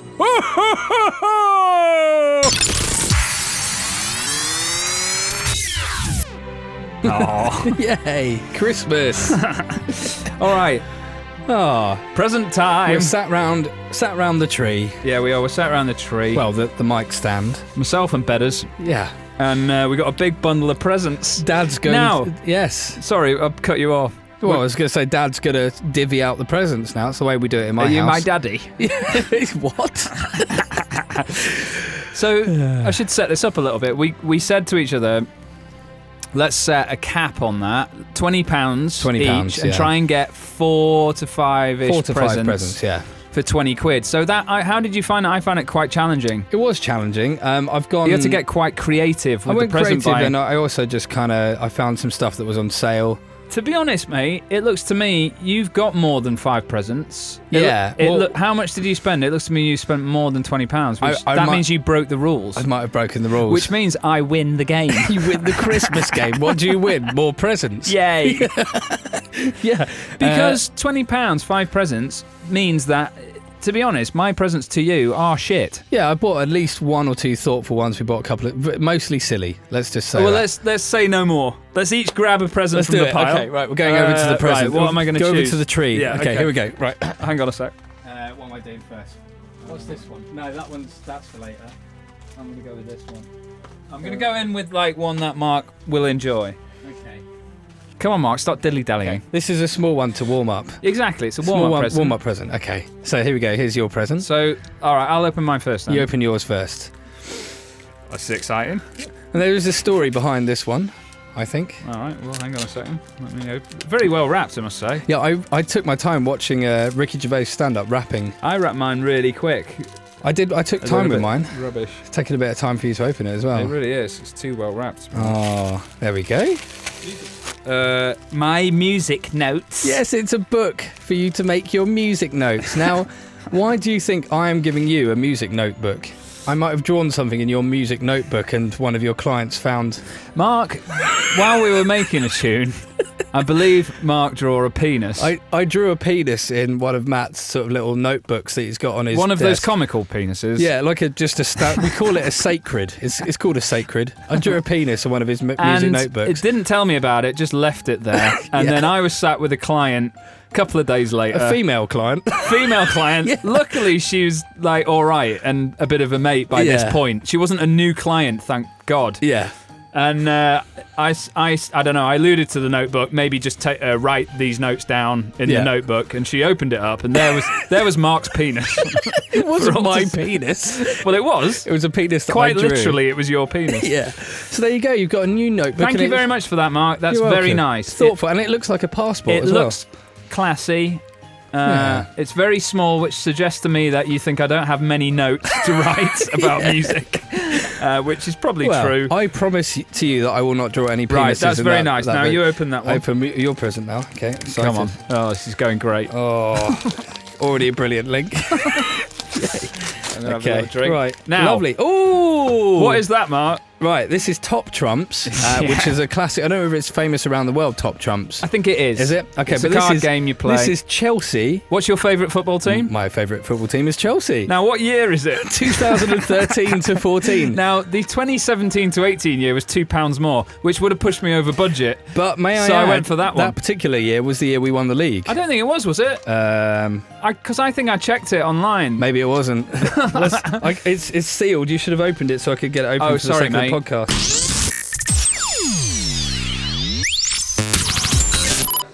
So anyway, I was down the warehouse, right? And Santa, that's my boss, he asked me to do some overtime. I said, fuck off, you old bastard. He said, I'll pay you 1.5 times pay. I said, no, double pay, mate. He said, all right, I'll pay you double pay. And I thought, oh, well, it's Christmas, why not? The wife's happy. Anyway, a very happy Christmas, everybody. Hope you get absolutely off your bollocks. Hey! What are you doing, Mark? Cleaning up. Are you cleaning up? Cleaning up all the paper. That's what you do, isn't it? Is that Christmas? because your mum used to do that? Now we've got to clean up all the paper before we carry on with the next present. Really? So, yeah, no, let's try and keep it tidy. Oh. Yeah. Bless. There we go. Good. So, how's it going? Good. Feeling Christmassy and boozy. I've had a Negroni. I feel better now. You polished yours off. I've still got my. Well, half it was mine. delicious. It's so good, isn't it? I've moved on from that. It's a drink of the year, isn't it? It Negroni? really is, yeah. Drink of the podcast. Oh, In Bits, sponsored by Negroni. Next present, probably. Let's do it. Am I opening? Now, first? I would have come in under budget if I hadn't have sent Ed Sheeran's biography to my old address. I didn't realise, but in eBay I had my old address. I've just moved house. Yeah, my yeah, old yeah, address yeah. was selected. So really? So you sent Ed Sheeran's biography? yeah. So the wonderful Ginger songmaster. Did you know his Ed- biography has been sent to my old address? Are you aware? I couldn't be bothered to go and get it. So it's just there It's at just your old there. address. Are you aware? Ed Sheeran is from my hometown. Is he really? Yeah. I wasn't aware of that. Yeah, he's I from just picked it out because I thought it'd be funny. He's from Suffolk in East Anglia. So I got you this instead. Oh, I'm excited. Let's open this. What is it? It's book shaped, it feels like. Yeah, it's a book. That's the thing you do at Christmas, and you Oh. guess, what could it be? Oh, it's rattly. Is it a dildo? No, Gran. Sorry. Right, okay, I can see the top. Is it Gordon Ramsay? It's not Ramsay. It's better. Okay. Oh, it's fucking Michael Ball, isn't it? No. It's not Michael Ball. You got Michael. Michael, okay, I can Turn see it round and I can you see see the the name. top of his head. It's Michael Michael Flatley's Lord of the Dance. Now, the Irish dancing sensation from the 90s. Now, Mark, you like dancing. I love dancing. You like music. I love music. Dance music. Oh my god, dance Michael music. Flatley's Lord of the Dance, the autobiography. I can see you put some bits of paper I've in made here. some notes. You made some notes. Give it Right, I'm going to pass it over. Yeah, pass it over to me. Right, so, yeah. I mean, what I can gather from this book is Michael is amazing at everything. Sure. Okay? Is that self-proclaimed? Yes. It's written by Michael Flatley. Is his autobiography, should it be called I'm Brilliant by Yes. Michael Flatley? Yeah. It's gold. He's brilliant. He meets loads of celebs. Sure. And important people. They all think he's brilliant. So basically, is he just name-dropping throughout the book? That, right? Even his 2 ex-wives, they go on about how amazing he is. Amazing. They used to have sex with him 3 times a day. And how good he was. Yeah, and they both still love him. I imagine he's a wonderful, wonderful dancey lover. He's basically a great human, and you've got a lot to learn about how to win at life from this Great. book. I mean, everyone knows Lord of the Dance, don't they? They must do. Everyone around the world knows Lord Unless of the you're Dance. 20 years old or younger or I something. think it's still a Las Vegas show, isn't it?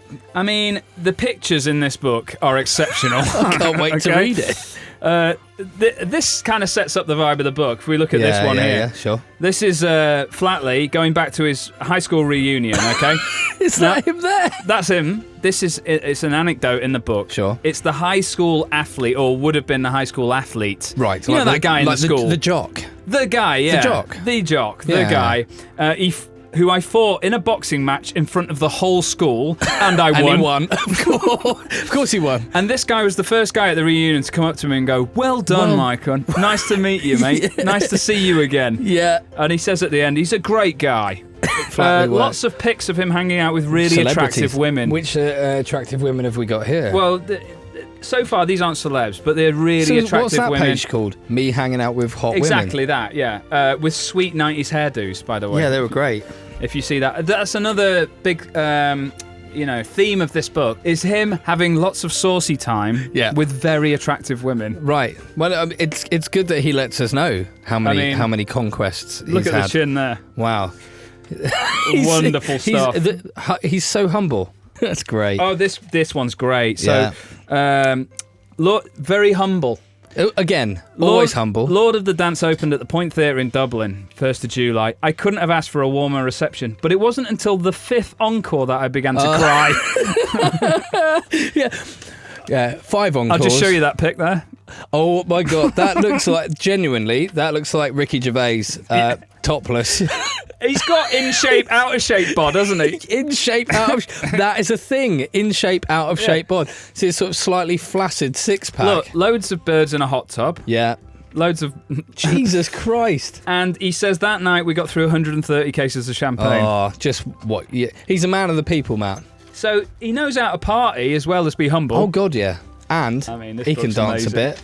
Now look at him with that swordfish that he just caught. That's the funniest. He said, I've just battled this swordfish in the sea. Yeah. The fish is bigger than him by about, 1.5 times? It's enormous. He's tensing his stomach muscles whilst holding that swordfish. And swimming with sharks and not dying there. Of course. Is there any sort of detrimental stories about himself? There's one bit. It's funny you mention that because there's one bit in the book where he talks, Nelson Mandela. He meets Nelson Mandela. And there's one bit in the book where two great people with where each he other. does say, when I met Nelson Mandela, the great man, he does say at the end of the paragraph, I think, though, that I actually got more out of that meeting than he did. No shit, because Michael. He's a great man, and it was really my pleasure to meet him. No, yeah. That's the only bit in the book that I can gather That's very humble of him to admit that Mate, Mandela might have found him slightly more impressive. Like I say, this is a story for life. This Brilliant. is how you live your Dude, life. thank you This so is how much. to win, Mark. These Thank are the you. rules. Hey guys, I'm here to bring you an important message. I want to talk about climate change. Corporations around the world are burning stuff and making bad gas. It's making the world really hot. 85% of the world's population are suffering unbearable temperatures. An area the size of Australia disappears into the ocean every day. Only the other day when I was in Iceland, I saw a man punch a baby seal right in the face. It's a real shit show out there. Anyway, guys, I need to jump on board my next flight. I'm flying over to Goa. 14th flight this month. See you on the dance floor. Let's blast. What? No business class? Oh, for fuck's sake. Better have a window seat. All right, sunshine. I've got a hell of a link for you. Are you ready? Oh, I'm fucking ready. I want to talk about flat earthers, Mark. What? Have you not heard of them? People who believe the Earth is flat. Exactly. Yeah. Well, I've heard of them. I don't know where you're going with it. I mean, these guys are brilliant. I love them to bits. They do believe the Earth is flat. They completely ignore any evidence that NASA or anyone else has discovered that we actually do live on a spherical object. They've started having conventions now. Oh, really? Yeah. They had their first UK convention a couple of months back. Okay. And there's some amazing snippets of wisdom from this event. Let me give you a couple of those snippets right now. Some say the flat Earth is surrounded by a giant ice wall. Like in Game of Thrones. Yeah, well, I guess I've never seen Game of Thrones. But it's on that.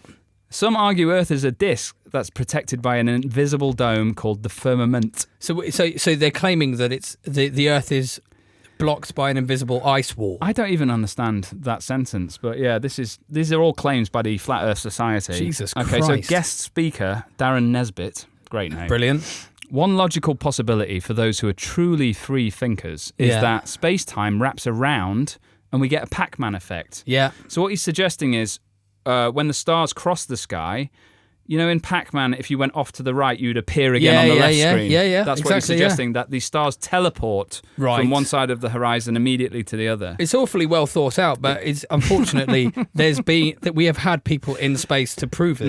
Because we've not. You personally haven't been there. There's no proof. There's no proof. It's the man lying to us. Same as the God thing, although sorry to offend anyone out there. Now, that wasn't the boldest claim of the UK convention, Mark. The convention's boldest claim... I'm ready. Came from David Marsh. Now, hang on a minute. David Marsh of Stoke-upon-Trent. Now, David Marsh, you're not far off, is a manager at the NHS supply chain head office in Alfreton, Derbyshire. Okay. Marsh claimed that a year-long experiment he conducted in his back garden using a smartphone app and a camera had disproved gravity. and the accepted laws of planetary motion. Other than him being on the ground. Well, so let's discount all the billions of dollars NASA and SpaceX and everyone else spends every year on real scientific research. Yeah. Let's take notice of a guy with a smartphone app. Fair enough. And I'm with him. And a camera. So that was the UK's first Flat Earthers conference. Sure. Okay, It's a big moment. I mean, but I did find a website called fe2018.com. This is a Flat Earth International Conference. Yep. Okay, and it's in Denver, Colorado. Oh, Colorado. God, that Negroni's really Denver, Colorado. All right, so FEIC 2018, Mark, is lovely. a Flat Earth International Conference. Great. In Denver, Colorado. You almost did it again. You'll also be happy to hear that these Muppets are also coming to Edmonton, Alberta in Canada. Okay. Oh. Now, if you go to the website, fe2018.com, it features where they're doing the conference in Edmonton, a lovely wide-angle shot of the city. Sure. You can almost see the curvature of the Earth in this wide-angle shot. Yeah. It's beautiful. It's a really lovely picture. The irony is lost. Irony is lost on those guys. And now this is the big one, okay? Now, see if you can spot the flaw in this plan, because they've also, it says coming soon, okay? So you can't buy the tickets yet. Yeah. But from 7th to 14th September 2019, the Flat Earth Cruise. Okay? Yeah. So, which promises, and I quote, their biggest, boldest, and best adventure yet. Now, can you spot a flaw in that Flat Earth cruise? So they're going to go on a cruise ship and sail off. I know what's coming. I imagine towards the horizon. Yeah. What is that mission there? Is it literally to find the edge and pitch a fucking cruise ship off the edge of it? I'm Patrick Stewart from Star Trek. I've recently played a role in a movie called Allaby Bedders. I hovered above the dance floor in a helicopter, and all of a sudden, I noticed the whole dance floor's clothes falling off. Fucking magic mushrooms. So Matt. Yeah. I was on Beatport the other day. You joking? I bloody was, yeah. I was on there. I was looking for tunes because gigs coming up and that. Yeah. Busy DJ, you know how it is.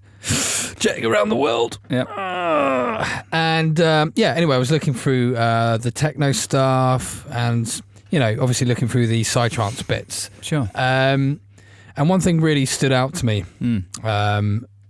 The psytrance names, the names of tracks and artists. Ah, okay. Are ludicrous. Yeah, always have been. Yeah. Just, I mean, you know, some of them are quite funny, but generally there's a big difference between, you know, maybe techno. Well, techno is probably overly serious. I tend to go down that route. Probably, I'm sort of guilty of that overly serious names sometimes. But there is like, I guess, across the whole industry, you have a couple of jokey names here and there. Yeah. But the percentage of, it's much higher of joke or pun names on the trance scene is insanely, you know, really imbalanced. It's very, very imbalanced. Yeah. So, I mean, you know, you come up with your own track names, and I know you've got like a pad or a list with potential track names. I do. I have a little book. And you've got a little book with your track names. Yeah, and what have you. anytime, whatever, in life, something just pops up, I'll just jot something down in a little book. So I can. So, I mean, even Mean Son, we refer to your little. Yeah. So you can finish a track and not have any idea what it's called. Go through your little book, pick something that sounds kind of suitable, and there you go. Yeah. Bobby Dabs. Hollywood was mine, by the way, just for the record. Right. So anyway, I thought with, you know, the fact that we make music in mind, I thought I'd start my own little notebook with my own little list of potential track names. Okay, but what I want to do by means of just testing out how effective these names are, I want to sort of mix them together with names that I've researched on Beatport. Okay. So are you trying to test how effective they are or how ludicrous exactly, they are? or whichever way you want to see. Okay. So what I'm going to do, I'm just going to list off track names. Yeah. And I just want you to reply with Bedders or Psy. So right? So these are all from the psytrance scene. Yeah, these are all from the psytrance scene. Brilliant. Or from me. Okay. You won't know. What you need to do is just say Bedders or Psy. Right. Okay. Just to guess who came up with that. I like that- it. Yeah. Okay. Okay. So, and then I will know whether I'm sort of mixing up with the big boys Yeah, sure. or not, and whether I'm capable of sort of fitting in with these guys or Coming not. up with quality tune names. Oh, you name it. Right. So we're going to kick off with Dirty Tackle. Okay. Now, so are you going to give me one name at a time or two names, and I have to decide which one is you? I'm just going to list them off track name by track name, and each time I do that, you're going to say Bedders or Psy, and I'll tell you. Go for it. We'll just go. We're riffing. Let's We're riff riffing. Let's do this. We're going to kick off with Snorkel Blaster. That's really difficult. Yeah. Immediately. Straight in. It could be me. It could. Oh, right. I'm going to say Snorkel Blaster. I'm going to say that is Bedders. Incorrect. That is a real Psytrance release from Space Cat and Raja Ram on Tip World. I mean, two of the great... Yeah. Well, they've got a real vault of funny names on Tip World. Okay. Big respect to them, by the way. Yeah. Two of the great namers of tunes. Two of the great namers. As well as players of tunes. Okay. So we're then going straight in with Namaste. Is it me you're looking for? That's Bedders. Yeah, that's me. Yeah. Yeah. That's good, though. That's good. You like that? Yeah, that should go in the actual book. Yeah. That's Lionel Richie rip-off, that one. Yeah, that's good. All right, here we Right. go. We're coming straight in with Astral Pancakes. That's Bedders. No, No incorrect. way. Astral Pancakes is the almighty hallucinogen. Oh, Yeah. brilliant. So we're doing well, actually. At This the is moment. great. Yeah. I'm loving this. Okay. Yep, I'm ready. You know what? When I play my next DJ set, I feel like I want to play Smells Like Hummus Spirit. That's Bedders. It's not. It's Scarzy. This is how ridiculous. Scarzy.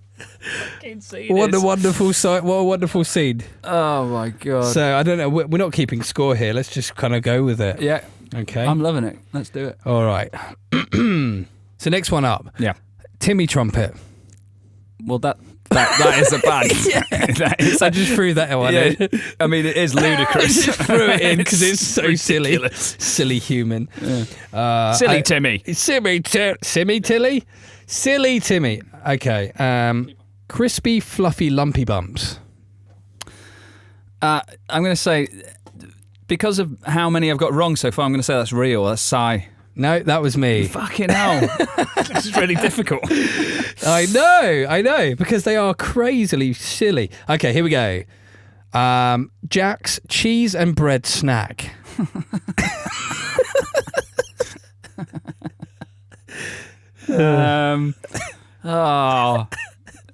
That's Psy. Correct. Yes, that I've got one. is by Ott and the All Seeing Eye. Right, brilliant. You might know this one actually. Sergeant Pepper's Off His Face. Bedders. Yeah. Yay. We're doing well here. Yeah. Harry Blotter. Psy. Correct. That was by Texas Faggot. Wow. Which is a really strong name. That's a strong name in the current climate. Sorry. Maybe shouldn't even say that, but it's an artist name. It's a name. Zebras are funky horses. Psy. Me. Really? Yeah. I'm good at this. You know, if you just shorten that down to funky horses, that could be either a Bedders track or a Tongue and Groove track. Dancing with Gaddafi. That's good. I like that. Bedders. Incorrect. Infected Mushroom. Oh, well done, Infected Mushroom. Intergalactic, planetary, intergalactic. Well, that's a Beastie Boys track. That's the Beastie Boys, yeah. I've got that album on vinyl. Correct. So what do you think, Matt? Do you think I can mix it with the big boys in terms of naming tracks? I think you've done really well there, Mark. Thanks, mate. I think you should start this naming book immediately. Thanks. What should we call it? Bedders Psy Names Book. Good. Yeah, I mean something pithy like that. Oh. Maybe something wittier even. Oh, laser names. Lovely. I'm Morgan Freeman. When I'm not out raving with all my friends, I like to recline back in my chair with my 2 dogs, bowl of muesli, and listen to Allaby Bedders. I'm Morgan Freeman.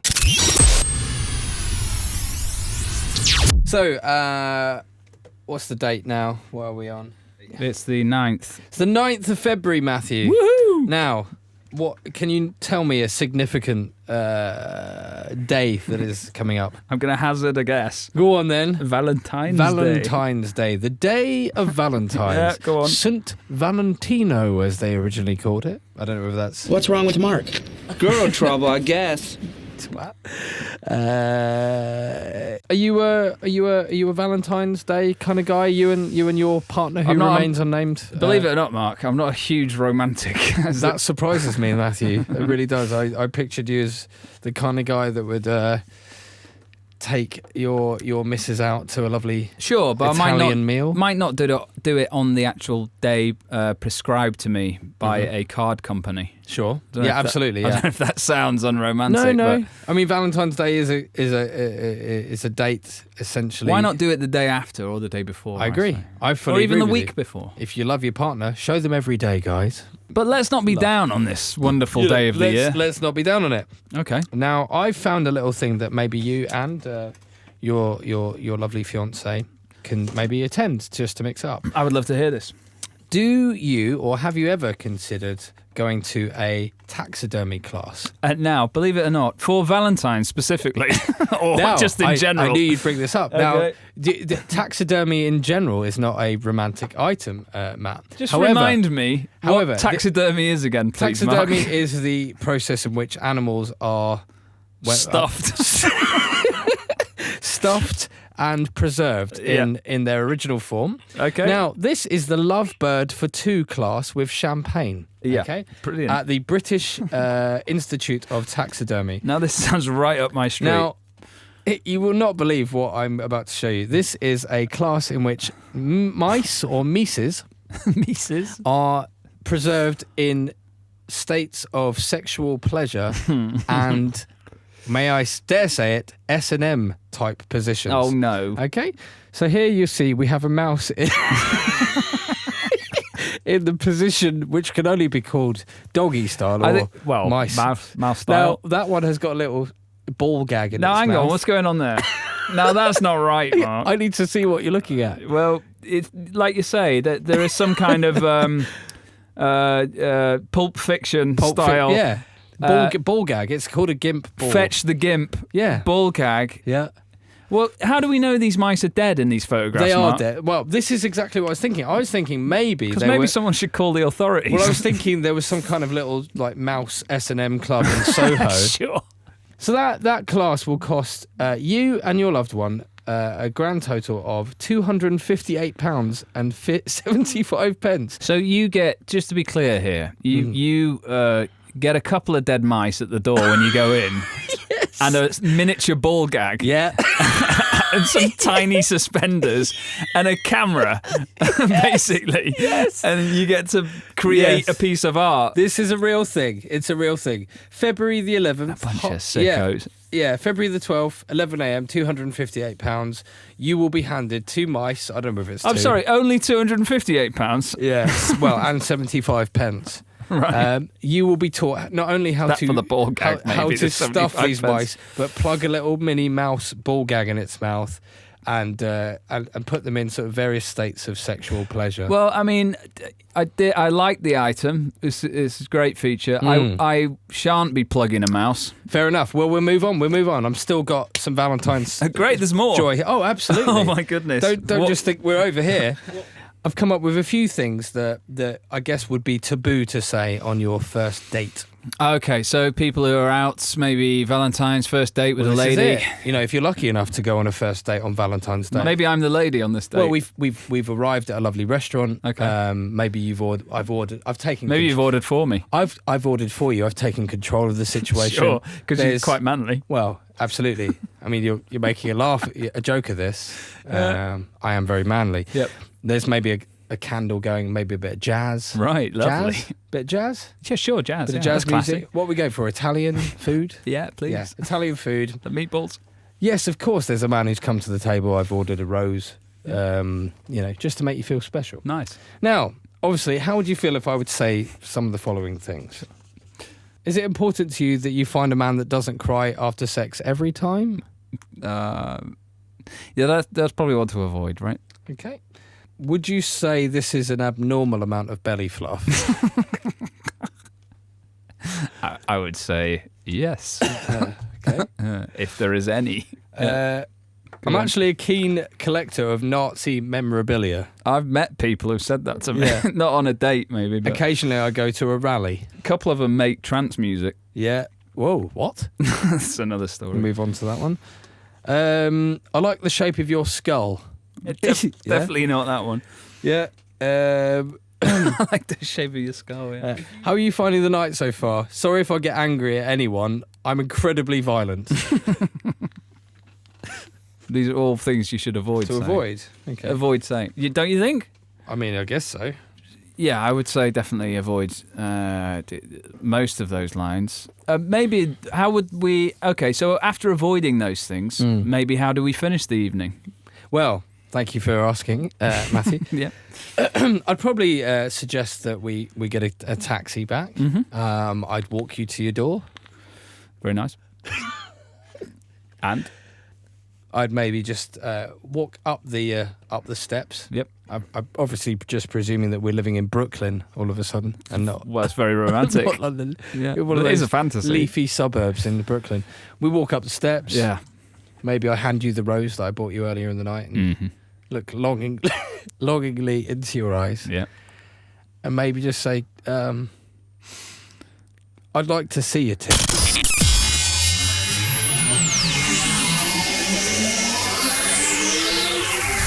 Allaby Bedders. Well, I would like to say, Mark. Yes. I think I speak for both of us that we hope you enjoyed that best of Allaby Bedders in Bits. You're absolutely correct in predicting that I would also wish that as well. Yeah. And hopefully you're getting ready to go out tonight for New Year's Eve. What are you doing? Oh, go see the where are you fireworks. going? Probably going to a club and going mental. Some kind of club or a beach in Brazil or Goa. Oh, write in and tell us. Yeah. Do that. Yeah, have a bloody good New Year, I guess. Yeah, have an amazing time. Let's do some plugs. Let's do it. Get your plugs out. Yeah, just follow Allaby Bedders everywhere. And please like and subscribe if you're on iTunes or anything like that. Leave us a review. Lovely 5 stars. Why not? Don't neglect SoundCloud. We like your little comments. Sure. Yeah. Listen anywhere and share the love. If you can tell someone about the podcast, it all helps. Let's not also forget this podcast is produced by a little company called Ideal Noise. And if you need any kind of audio, music related, services, we can mix your tracks. We can help you use Ableton, show you how to make your track sound more kick-ass. Yep. Is that a term I should use? It is, or fat with a PH. Okay. Yeah. So you grew up through the 90s. It's what I mean. Yeah, I did. I don't know. Have we got anything else? Are we just rounding off the year now, aren't we, Mark? I mean, it's been a great year, mate. Any comments on the year? Been a great year. I've enjoyed every second. Not every second. Not surely. everything. It's been a part of it's been miserable. It's been a great year, apart from the absolutely awful bits. Apart from waking up in the night crying.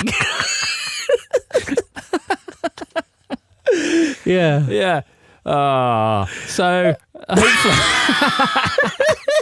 and you all know what we're talking about. Yeah. Unless you're under the age of 35, then everything's fine. Yeah, everything's fine. New Year's resolutions, Matt. Got any? Have I got any? Yeah. I guess just be a better me. Oh, I want to be a better me for you. I'm told that I should be better, so I'm thinking about doing that. Yeah? Yeah. Just be better. Yeah, I think so. I'm going to be better. Well done.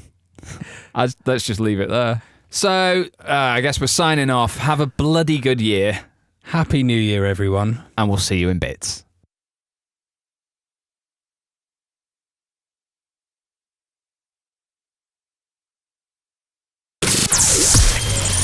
Why the silence? Don't know. Reset. Well, we're going to edit that. And scene.